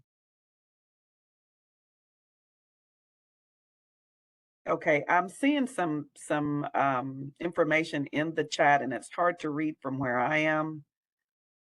Did you want me to kind of assist Yeah, or, that would be or is there great. something? That would be great. Okay. Okay, yeah, sure. And yeah, so you read that first one, and let me see if she has it's her. Oh, the example test, lab tests or X-rays. And the original question: can Station MD send off e-requisitions for tests? So what Station MD does is we do an assessment, and anything that goes in that order is sent back to the provider to manage. So we don't do labs, but we do send the information over to a lab of your choice. And if there's something that needs to be, that requires some support from our Station MD doctors, you would have that conversation with that doctor at that time. So to answer that question would be specific to that person. So if you're in a conversation or a consult with a physician and you need something sent somewhere, have that conversation with that particular provider at that time, and they will let you know what they're able to do at that point. Are there other questions? No, there's a statement for feedback, but I can share that with you Okay. later if you want to go on, or. Oh, okay. It says the provider sends the individual to the ER and the ER is unaware of what Station MD is. And so, Yeah. so what I can say about Station MD is that sometimes we may miss something. And so if you have something come up like this, please feel free to call us back and say, hey, we're in the ER and no one has spoken to a doctor, or if anything ever like that, a fluke happens and it makes you uncomfortable, or you something that we promised has not occurred, please feel free to call us back. So don't feel like you have to manage it on your own. Sometimes I mean, out of the humanness of it all, sometimes we might miss a mark. So please, in the conversations with your physicians on those calls, if you're at the ER and you feel like you haven't received needed support from Station MD, by all means, call us. And if you can't get someone through the 877 number, and I always encourage people to keep that number handy with you. If you can't, call one of us and we'll support you in that process. So don't feel like you're in a space and it still can't be managed by Station MD just because you're off the call. We'll still manage and we'll still do what we said. So does that help? We have another question. I'll see if I can see a response. Is Station MD available 24/7? Yes, and I was going to get to that. So yes, it is. Station MD is available 24/7. There are no blackout times, and our doctors are on shift. They're not on call, so you don't have to wait for someone to search for a doctor. So nights, weekends, holidays, anytime that you would need that interfacing with a doctor, they are available 24/7. Yes. Good questions. And then on the previous questions and comment, yes, that did help, and they said thank you. And here's a question: do all individuals receiving our services qualify for Station MD? So anyone who is a part of any waiver program, any of the waiver programs qualify for Station MD. Okay, so who can enroll in with Station MD? I guess that would be kind of the same. Same thing. Anyone that's Yes. got any of the four waivers that we offer here in Missouri, the comprehensive, community, partnership for hope, and then the Missouri Children's with Developmental Disabilities waiver, or Sarah Lopez. Yeah. Yes, any of the four waivers. So yes, great questions. Any more questions? Yeah, do you want me to keep going? There's another Yeah, couple I would that came like to up. just Is that answer okay? while we're talking, and that way I Sure, don't run out sure. of time at the end. Oh, sure. Okay, so what about our adults with IDD that do not participate well with telehealth? For example, maybe the person, doesn't want to stay in the room, or they can't stay in the room, or maybe they aren't really able to answer questions, or not really, maybe they don't want to answer questions. Maybe they're not, because it's maybe different and they're, not wanting to really speak to the screen or what have you. Any insight on that? I do have some insight. So our doctors are aware that some of the folks may not want to interact with the screen. And so what we would do is, of course, is person by person, but what we would do is gather permission from the person or the guardian or the conservator, whomever, to have that conversation with whoever the support person is.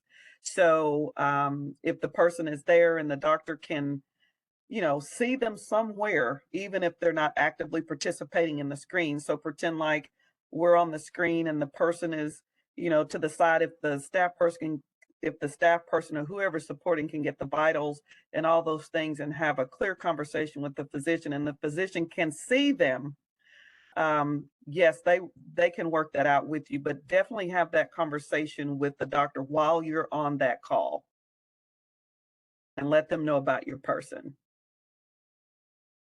Oh, thank you.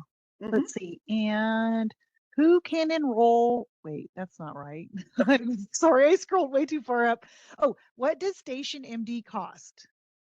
What does Station MD cost? Station MD is a subscription service, if you will, which gives you access at any time. And so it's $72 per person per month. And so that gives unlimited access to our services. This is paid for, again, by the waiver, so there's no actual cost to the person, although it does affect their cap. However, Missouri does allow people to exceed their cap with this service. So if you need Station MD service and they're at the top of their cap, they will still go ahead and approve Station MD services. When the person sees the doctor, just like you go into any medical facility, when you see the doctor, then you're charged that medical visit. Does that help? Let's see, we Anybody got more else? coming up. Yeah, yeah, yeah. This is the I'll this is keep a hot going as long as you topic. guys want to go.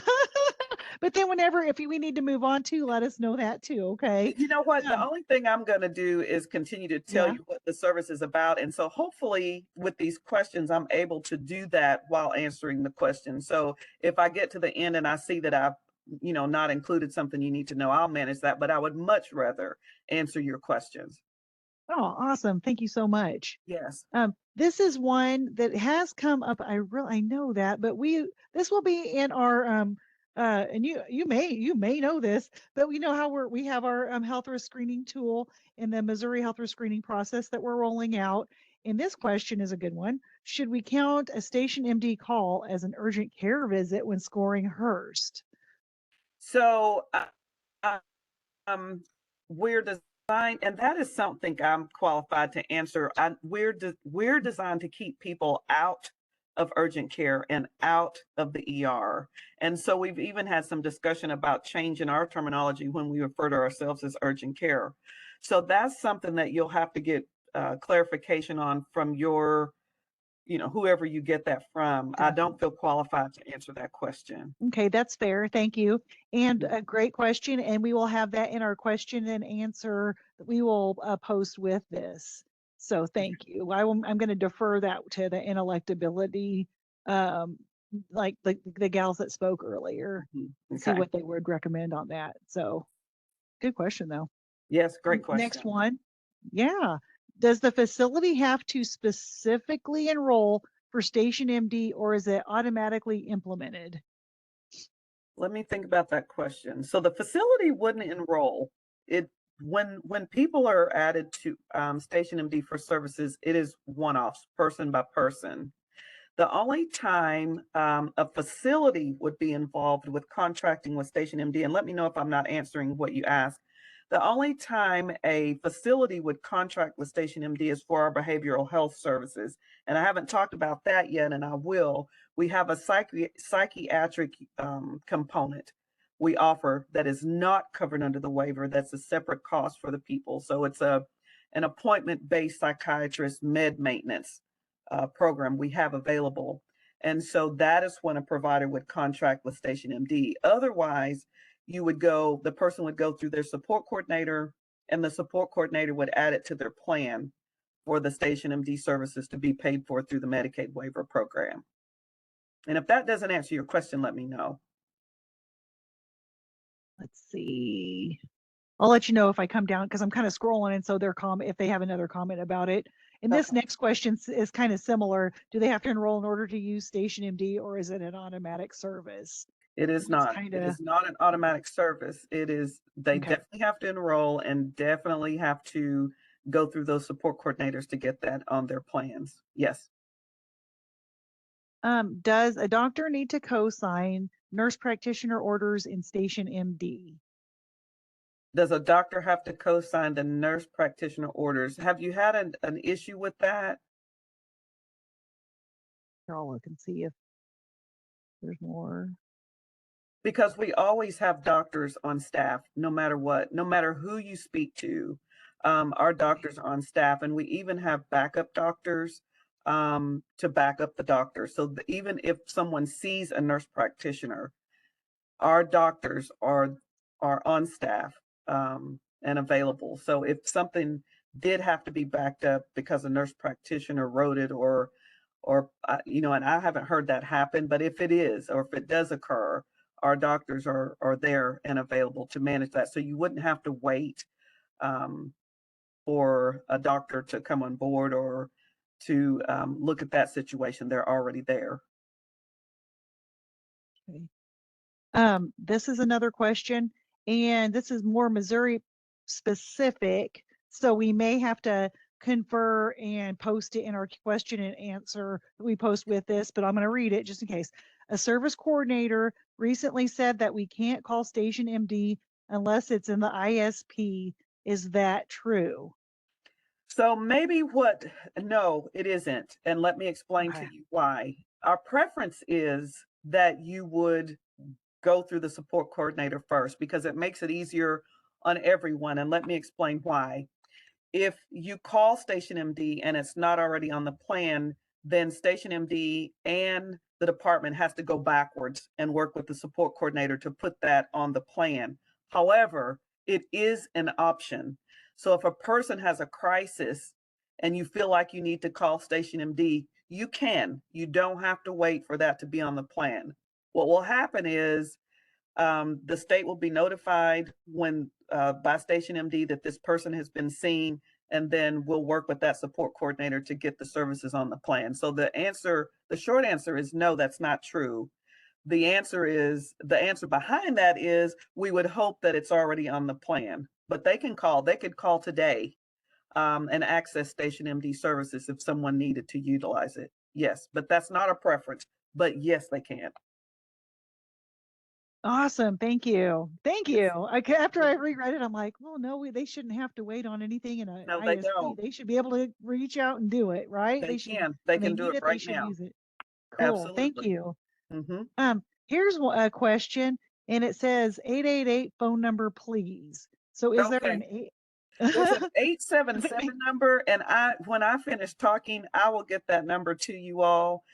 We Thank also you. have some brochures, and I'll make a note of this, Leslie, to send you some brochures Yeah. in a digital form so you all can Yeah. have those as well.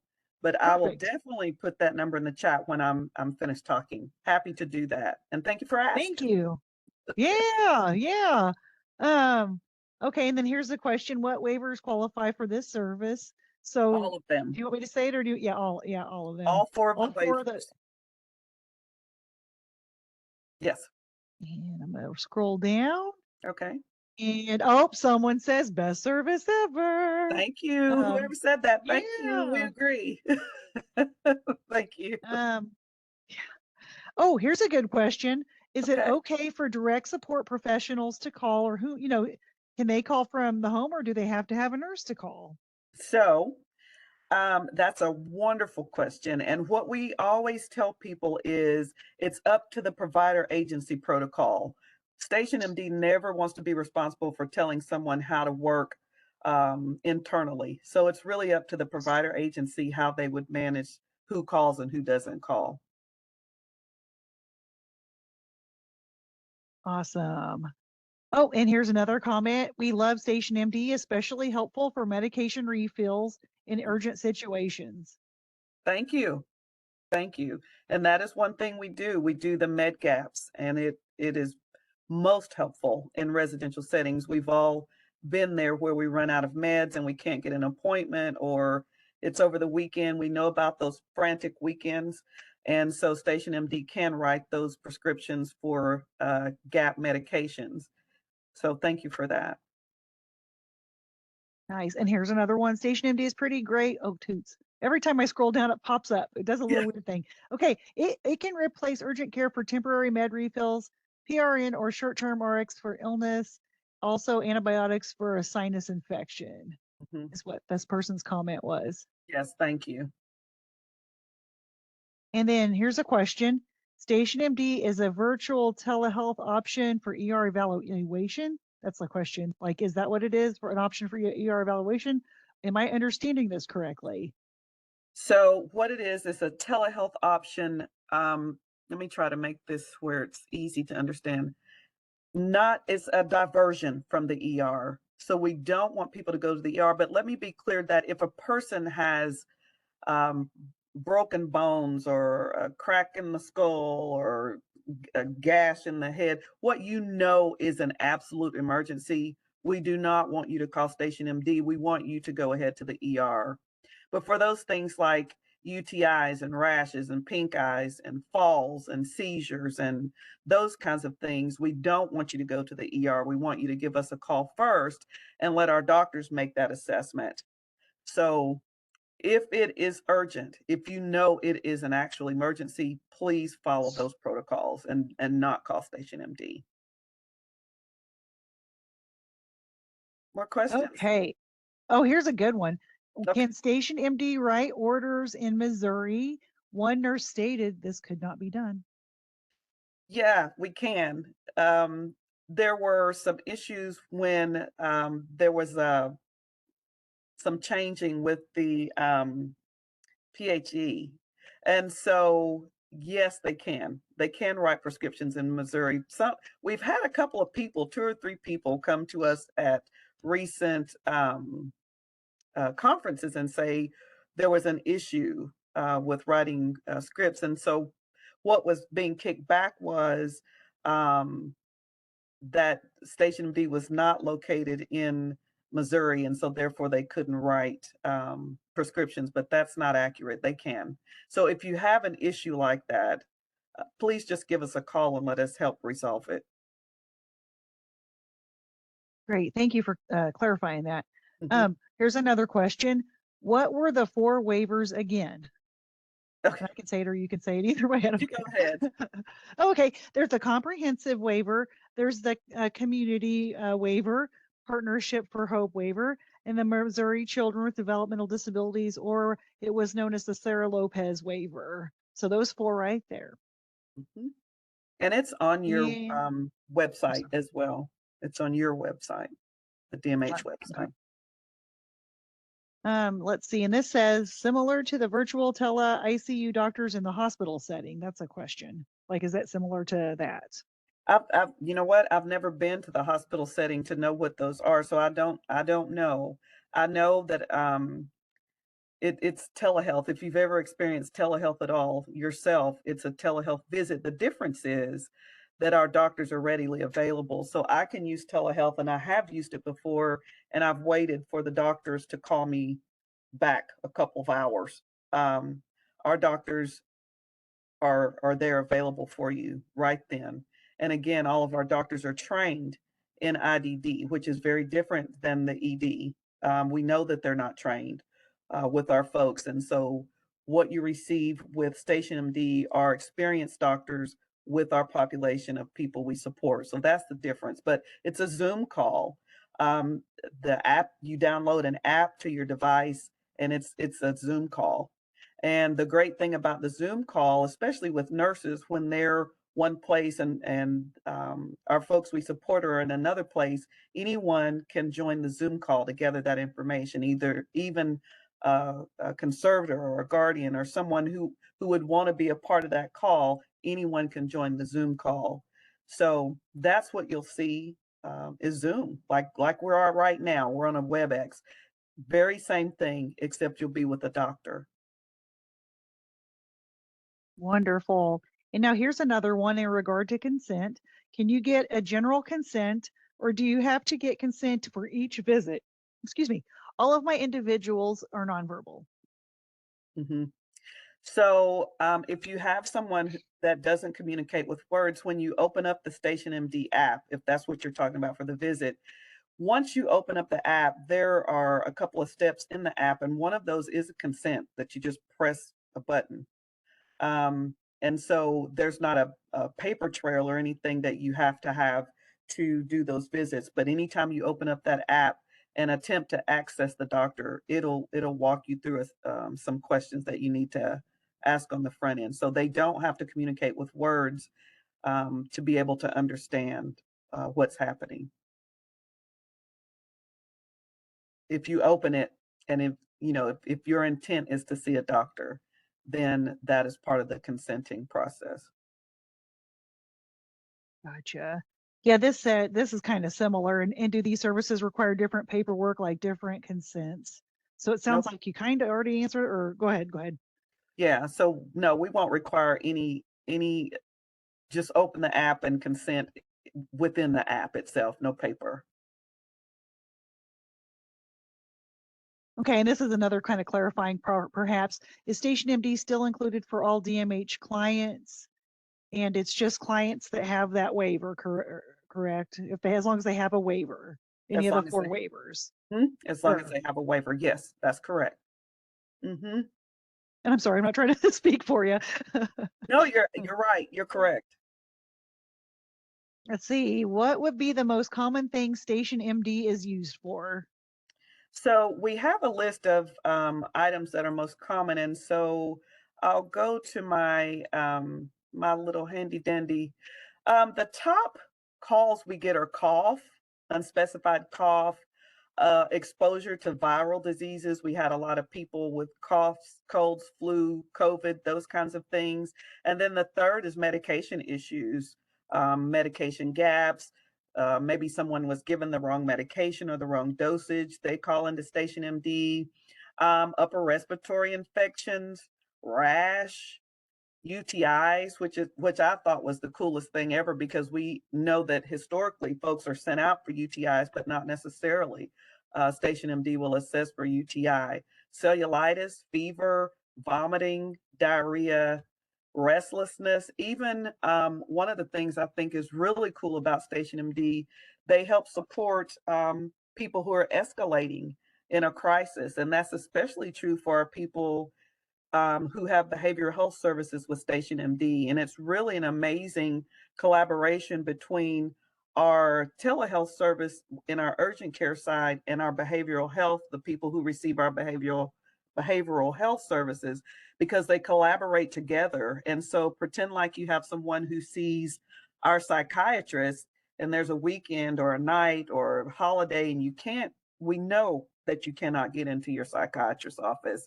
You can call the urgent care side, and those doctors will assist with managing those behavioral health crises. And so we love when we have people who have both services when they receive behavioral health services. So it's an amazing collaboration between the two. Did that Wonderful. answer? I'll scroll down and see here in a second. I apologize. I just don't want to miss any questions as I'm going. No, take your time. Oh, here's something, a little swag maybe. Can we get some magnets with a phone number to put up in the homes? Yes, and I have a question for you. How did you even know I had magnets? That means somebody has seen me before. Ooh, But yes, cool. yes, we can send some swag. Where would I need to send the swag to? Just let me know. Oh We gosh, absolutely I don't can send know. swag. I Well, don't know, when but you that'd all be pretty neat. decide, Yes, well, I'll reach out to you. I know how to get a hold of you. So yeah, okay. well, yeah. Yeah, Oh, whenever you that's decide where wonderful. it needs to go, we're more than happy to send you some swag and the magnets and whatever it is you need to feel like you have the best way to contact us. More than happy to do that. So let me know where to send it, and I'll make sure it gets sent out. Wonderful. Thank you. Yeah, that is neat having something like that on your fridge or by your phone. I just think, oh, here we go. We got it. It Good is. idea. That was a It good is. idea. And we're happy to do so. Yeah, thank you. And then this is in regard to paperwork. Hold on a second. I apologize. Now, I don't have any fancy stickers. I wish I did. Yeah, I stickers have are some ink cool. pens, some ink pens, Ink and pens some are cool. lovely, some other magnets and those kinds of things that we're happy to send. Okay, I'll send you the pens then. Oh, that's funny.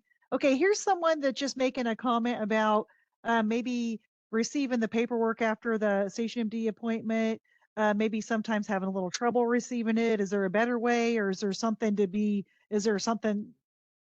proactive or what have you that can be done in regard to getting paperwork after a Station MD visit?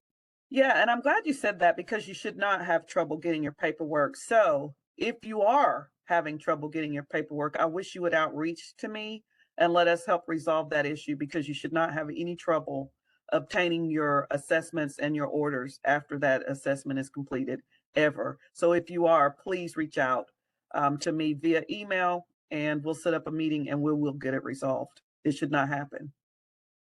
So thanks for mentioning that. Yes, thank you for answering that too, and helping to know how to address that. Yes. Okay, here's another one. We are already seeing within Station MD notes uploaded that the physicians are reviewing the health risk screening tool Yes, they and are. mentioning rater scores. Yes.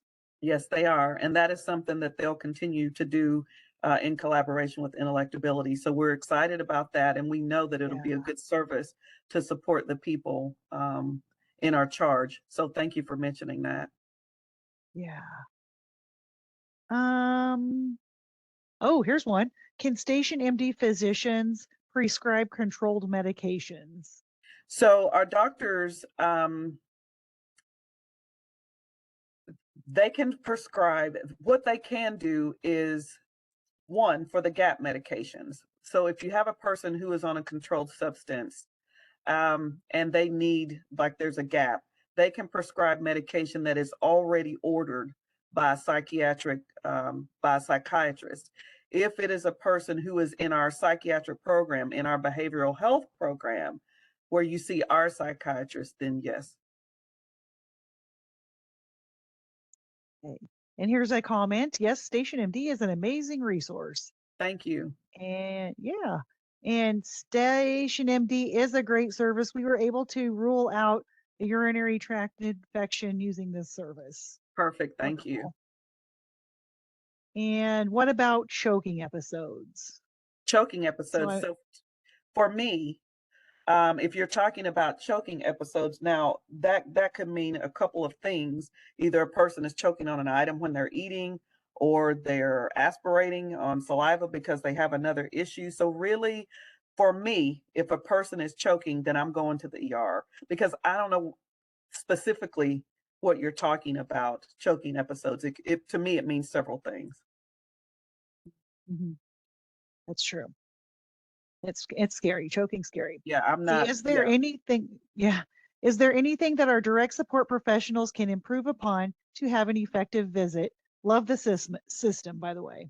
Thank you so much. And yes, absolutely. So, what we encourage you all and providers to share with the DSPs in order to have an amazing assessment with our doctors, number one, don't be afraid to have a conversation with the doctors. They're people. And so, if you have questions or if you have concerns, or if a doctor says something you don't understand, ask the doctor and continue to have that conversation with the doctor until you understand and until you're comfortable with the information you're receiving. Two, our doctors ask that when DSPs, prior to their calling in, that they have all of their information together. So do you have your vital signs ready? Do you have the person's information ready for when the doctors start to ask you those questions? So make sure that when they call into the doctor, they're prepared to answer those questions. So kind of two-way. We want you to hold our doctors to a standard, but then our doctors are requesting that when you call in, that you're prepared to answer their questions. We've had people have to leave the call to go plug in a computer or to plug in a laptop to have a conversation with the doctor. So just be prepared with the equipment, with the information, and then the assessment will be much, much, much better. Good question. Wonderful and wonderful tips. Let's see. So this may have been answered. I apologize. What about a new psychiatric medication script? Can we call Station MD to get a prescription started before the pharmacy can fill it? Like if it's on the weekend, is that an option? So if it's prescribed by another psychiatrist, is that what you're asking me? That's what it sounds like. Yeah. What about a new psych script? Can we call Station MD to get the prescription started before maybe the pharmacy can't fill it right away? Or, well, wait a second. I don't know because they would already have the prescription. They would have I the don't script know. already. Yeah. Okay, so yeah, I guess I don't know. If you could clarify on that question, thank you, because I'm easily confused. I don't know. Let's see here. Do you have a flyer or some kind of pamphlet that I can utilize for staff education and encouragement of use? Sure do. Yeah, I wrote down a note to send you all some brochures that have information, and then we can also send out some information about the steps and what the call looks like and those kinds of things. And I also offer up, if a person feels more comfortable with a person as far as training, we can set up trainings with our operations department. So that's available as well. Oh, here, I'm I think taking this some made, notes. well, let's see. That's the same. Hang on a second. Oh, this is interesting. Is there a way for Station MD to listen to bowel sounds, lungs, heart, etc.? Yes, some of our folks have Bluetooth stethoscopes, some don't. Our doctors feel like they can make a good assessment without the stethoscopes, and have asked us really to not have people purchase those. But if you feel like a person needs it, that would be certainly something you could purchase, and they would certainly listen to it through the stethoscope. Boy, isn't technology just amazing? I It tell you. is. It is. Yeah. And here's a HIPAA release form. Are we kind of like the consents? I'm guessing. Are we required to have a HIPAA release form for Station MD? So funny you ask. We had this conversation yesterday on a call about a support coordinator having access when a person sees a doctor. They wanted to be notified whenever a person sees Station MD. I had that conversation with the department, and they said as long as it's a provider covered under the Medicaid waiver program, that there would not need to be a consent. Gotcha. Okay, thank you. Good question. And then this is in regards to the app. Can you have multiple consumers on one account or multiple No, individuals on one account? Okay. you couldn't, because the service and the account follows the person. So everybody would have to have their own, especially when you talk about billing and all those kinds of things. They're tethered to a person, so it would be per person. hmm The And equipment here's can be another. shared. Oh, Your equipment is, can be shared, but the service itself is per person. There would be no way, to cover that cost if everyone is using the same account. So, good question. and here's another one. Station MD can now be used for routine psychiatric care / follow-up or only crisis intervention. So we have a psychiatric component that's not covered under the waiver. We have an entire behavioral health unit. It's a separate cost. It's $50 per person per month, but you do see a psychiatrist. There is med maintenance, and there is crisis support in that service. Under the other service that's paid for by the waiver, they still will support you with crisis. So if you have a person escalates and you can see it coming on, calling into Station MD and having that conversation with a doctor, they will attempt to help you de-escalate or to keep a person from escalating at all, which is separate from our behavioral health component. But there is a psychiatric piece that people can have access to, but it is not a waiver service. Good Okay, thanks for question. that. Yeah, thank you for that. Um, excuse me. Now it's 2:40. I know we're going to slip into some resources with Trisha here in a little bit, but we still have a little time. Is that Okay, okay to do more questions, go or ahead. I'll go what as is long your as you want me preference? to. No, go Ah, ahead. you're awesome. Thank you. Because this is good stuff. See, why can't Station MD do referrals such as to wound care? Well, they maybe could. It would depend on the person and what the person needs. I would not call. I would go ahead and call the doctor and have them to do an assessment, and they can have that conversation with you one-on-one with that particular person. So I wouldn't say that they wouldn't do it. What my advice to you would be is to go ahead and call the doctor and let them do an assessment. Wonderful, wonderful. Um, will Station MD order a urinalysis if they suspect a UTI? In the past, they prescribe antibiotics for our patients with no tests. hmm Yeah, if they feel like a person needs a urinalysis, and they've done both. They've prescribed the test for urinalysis, and then they've prescribed the antibiotics. And so, yes, they've done both, and they will. Yes.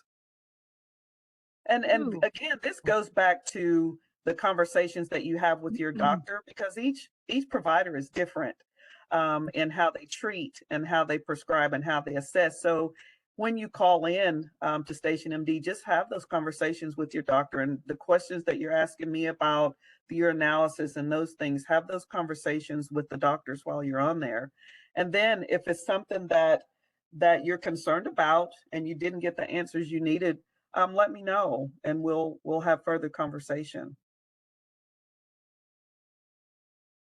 Wonderful. Great questions. And thank you for, your answers too.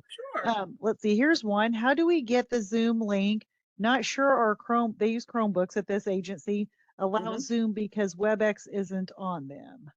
Gotcha. Huh. So Station MD, like I said, you download an app to Station MD, and the Zoom is set up within the app. So we do have folks who use Chromebooks with our app, and it works fine. We haven't had any trouble with the Chromebooks. Okay. Hang on just a second.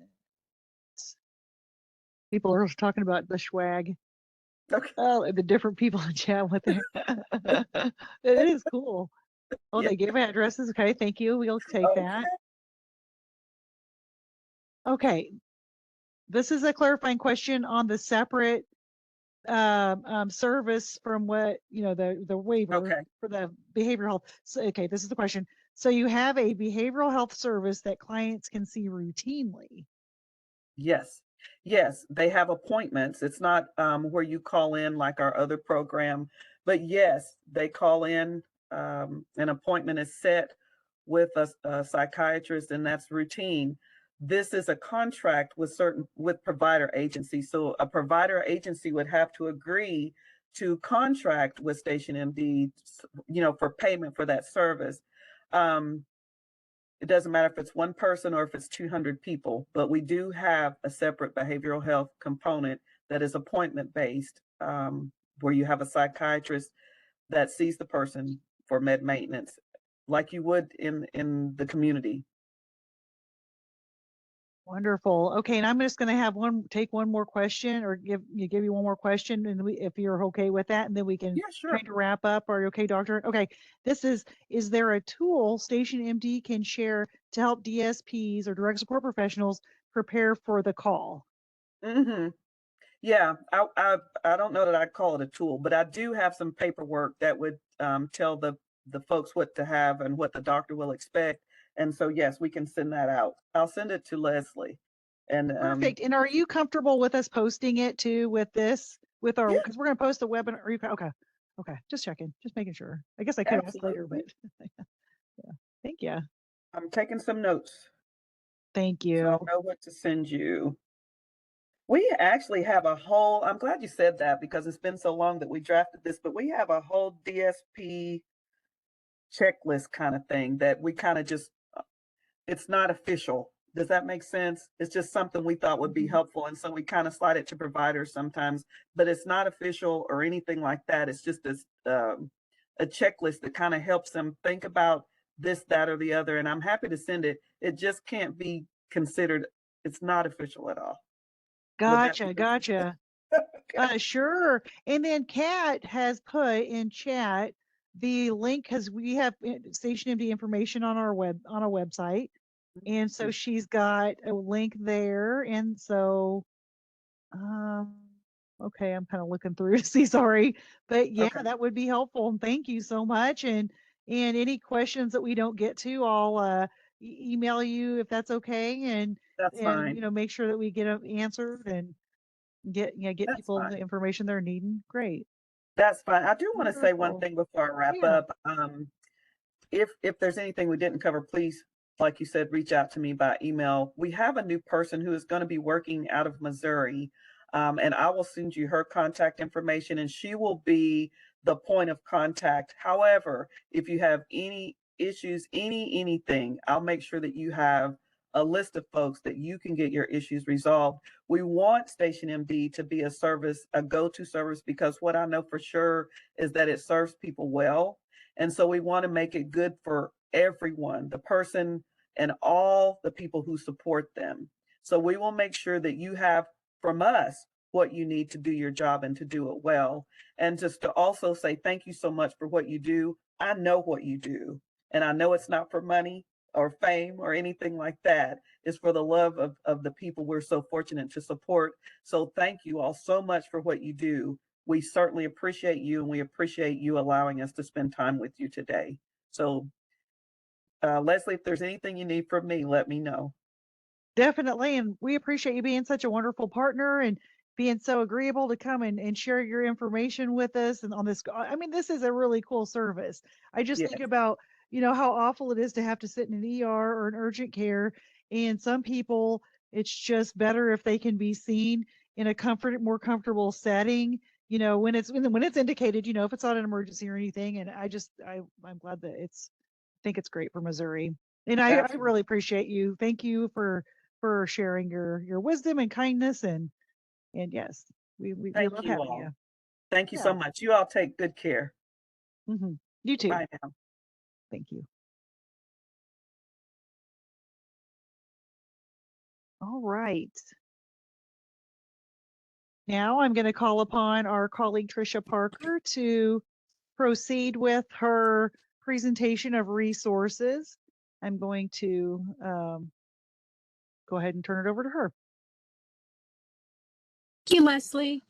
Okay, so we started off, I shared this slide before, and these are some of the resources that I was going to talk about today. We got the DMH webpage, the health and safety banner that has the Observe, Decide, Act, the Fatal Five, the Missouri State Board of Nursing website link, and the MedAid info, the HRS webpage, which Leslie showed earlier. And I do want to talk about some resources that aren't on the DMH webpage, but are in HRS, and that's going to be the Residential RN Oversight Program Manual and Clinical Pearls, the HRS Library, the HRS Knowledge Base, and and I think Daly and Leslie both touched on the HRS Clinical and Technical Support. So the link on this slide is for the main DMH webpage. Again, the viewer has a ton of options here to locate information. However, having to navigate this myself probably 2 or 3 times a day, it can be overwhelming if you are not familiar with the general locations of information or resources. I won't go over the entire webpage, just some areas of interest that might be of interest to the residential RN. The first area on the DMH webpage I would like to draw your attention to is the health and safety resources under the quality programs tab that's highlighted here in yellow on this slide. This area will take the viewer to several health and safety categories or ribbons and multiple health and safety resources. And so under the health and safety, you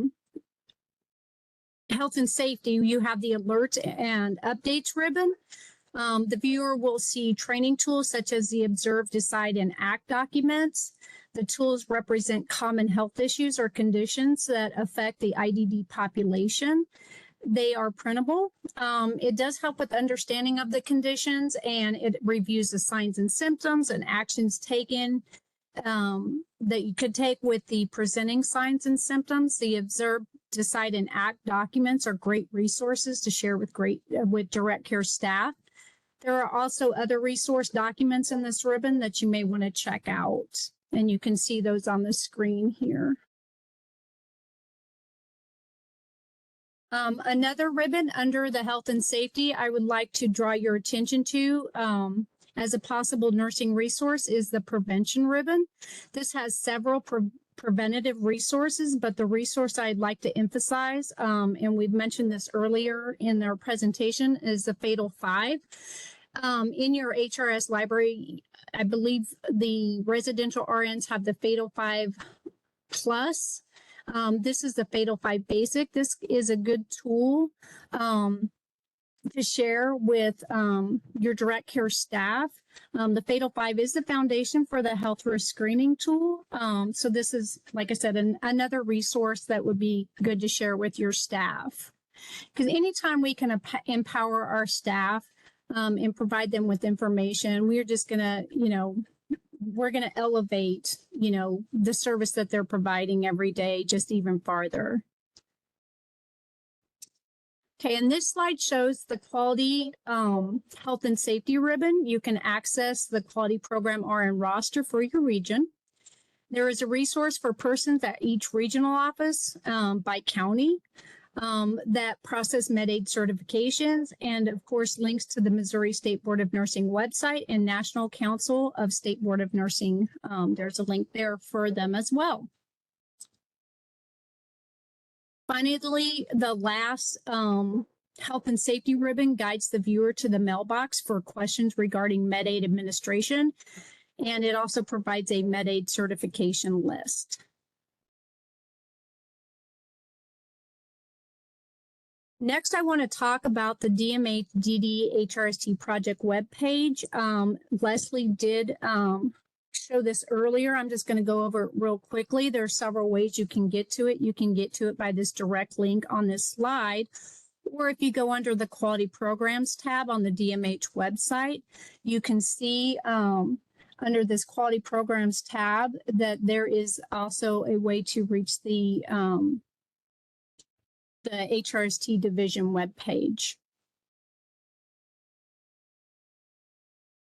Okay, and then this slide, it describes some of the features for the HRST webpage.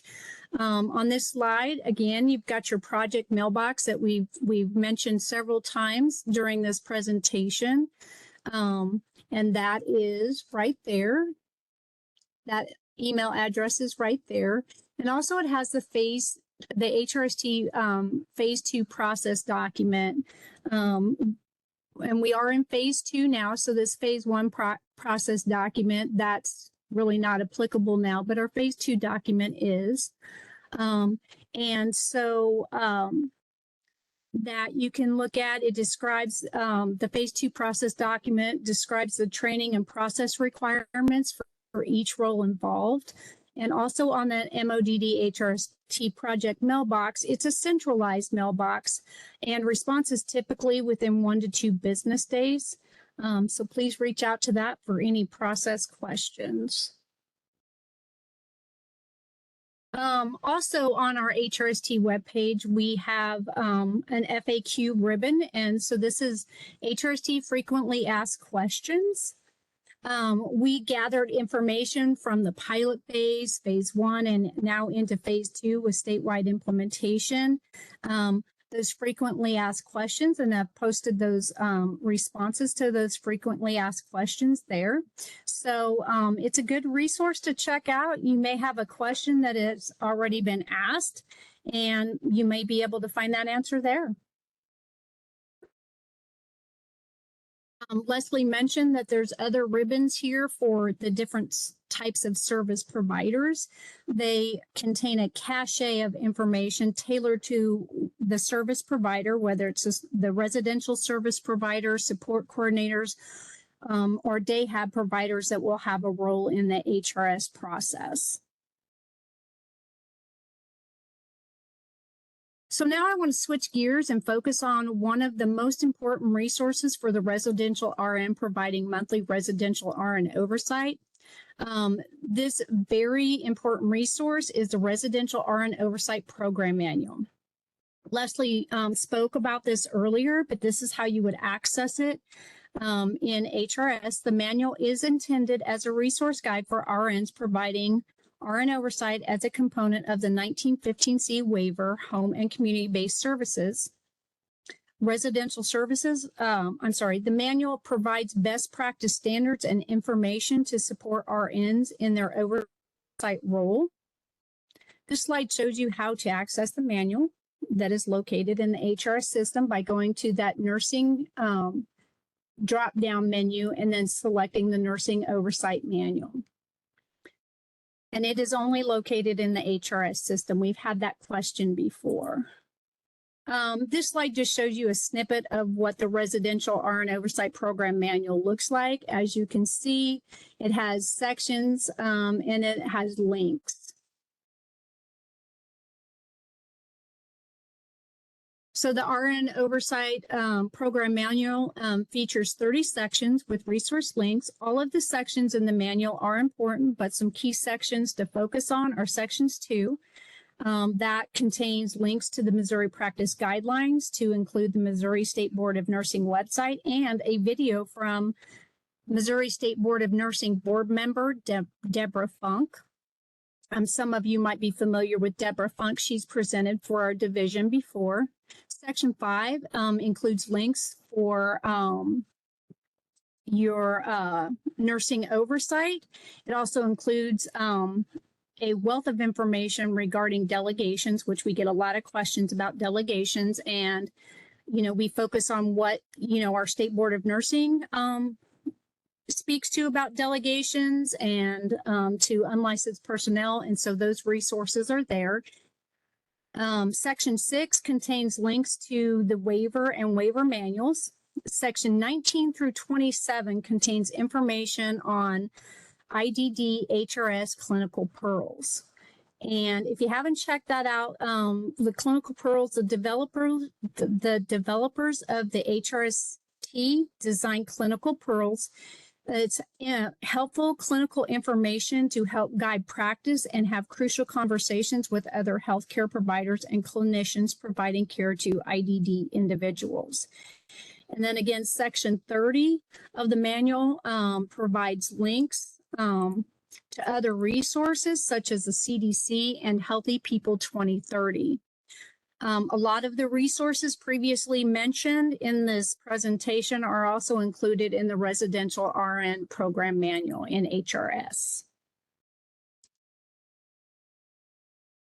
While we are on the subject of resources in HRS, I want to spend some time revisiting the training library in HRS. Once you are in HRS, you can click on the yellow graduation cap at the top right-hand corner of the screen to access your training library. The training library includes trainings that have been assigned and not yet completed, and trainings that have been completed. You can review the trainings that you have previously completed at any time. And we do recommend that. This is a huge system. It has a lot of moving parts. I look at trainings all the time, and I've been in this for a minute. So I'm constantly going back and looking at trainings and going, okay, what did it say about? So please use your training library. Another HRS resource is the knowledge base. This slide shows you how to access the knowledge base 2 different ways once you are in the HRS system. This tool does feature a search bar for ease of use, and it contains articles, user guides, and FAQs on topics related to the HRST. So you would go to the help, and you would view the knowledge base, or you can come down here to the bottom of the screen and click on knowledge base. So there's 2 different ways. And with most systems, there's always at least 2 to 3 different ways to get to the same thing. It's just whatever you feel convenient, or whatever you feel is more convenient to use for yourself. In addition to the resources in HRS, the system does have clinical and technical support assistance feature. Daily spoke to this previously.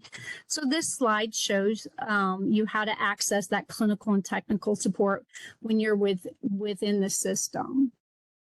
So there's one way you can do it by clicking on contact support, or you can click on the help drop-down menu and click on support site. We have mentioned the mailboxes. It seems like we have a lot of mailboxes, but for HRS, and because it's a new transition, a new system, I did put together a slide for those mailboxes for you to utilize. And these can be utilized outside of the HRS system. These are actually resources outside of the HRS system. The slide describes Several of these centralized mailboxes you can utilize for assistance, support, questions, or feedback. They are managed by subject matter experts. Response time, again, is usually within 1 to 2 business days. And note that each mailbox is specific to the type of assistance needed. But you can email any of these and we'll get you to the right person or the right place. So the last thing I want to talk about before we end today's webinar is the COVID-19 public health emergency flexibilities. First, I want to say thank you for all the hard work and dedication each of you have provided during the public health emergency to provide services and support individuals. Each of us and the division made rapid changes to meet the needs of our individuals. This effort was phenomenal, but not without hardship, and that is recognized and appreciated. So thank you. So to update everybody, most of us are aware that the public health emergency ended May 11th of 2023. Any process or regulation flexibility will expire November 11th of 2023. Examples include any process or regulation requiring in-person monitoring or observation, such as Med-Aid certification, and then the residential RN monthly oversight, CPR, first aid training requirements, etc. Any changes or enhancements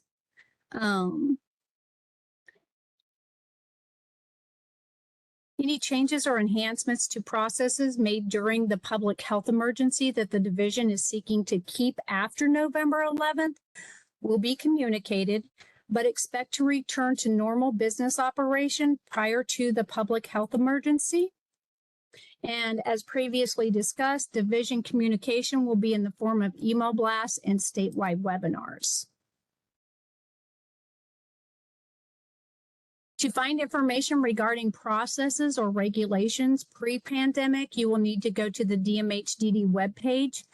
The link is listed on the bottom of each slide in this presentation. To review information regarding the residential RN oversight service and requirements, you will need to view the purchase of service contract and waiver manual.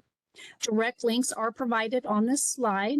Also, the slide is a depiction of where you would need to go on the DMH website if you do not have the direct links. Another pre-pandemic authority resource you may want to review is in regards to the Med-Aid certification process. If you are also a Med-Aid instructor, this slide does contain the direct link to the state code of regulations for our Med-Aid certification. And then also this slide does have a depiction of where you would need to go on the DMH website if you do not have the direct link. I mentioned earlier that any division changes will be communicated out through email blast. You can sign up for division email blast from the division's banner, which is this, or you can access previous email blasts by going to the information for providers tab and selecting email blast from the box on the far right hand of your screen.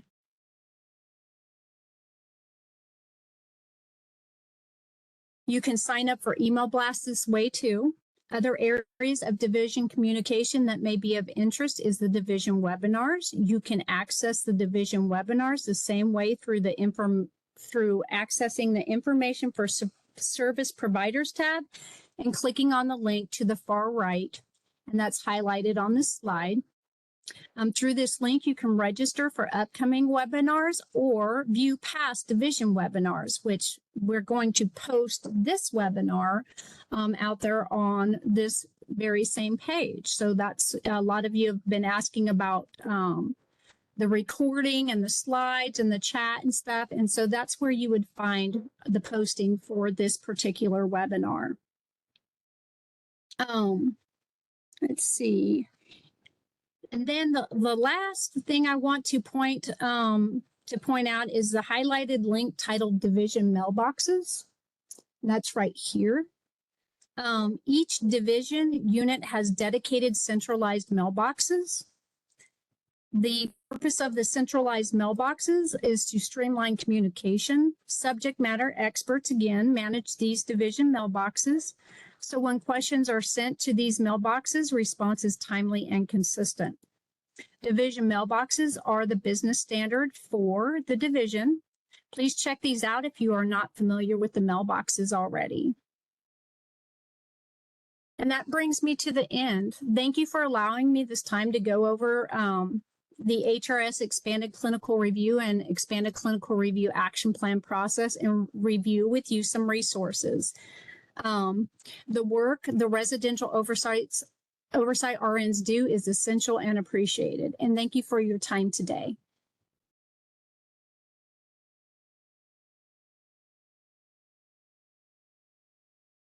Okay, Leslie. Thank you both so much. I appreciate both of you.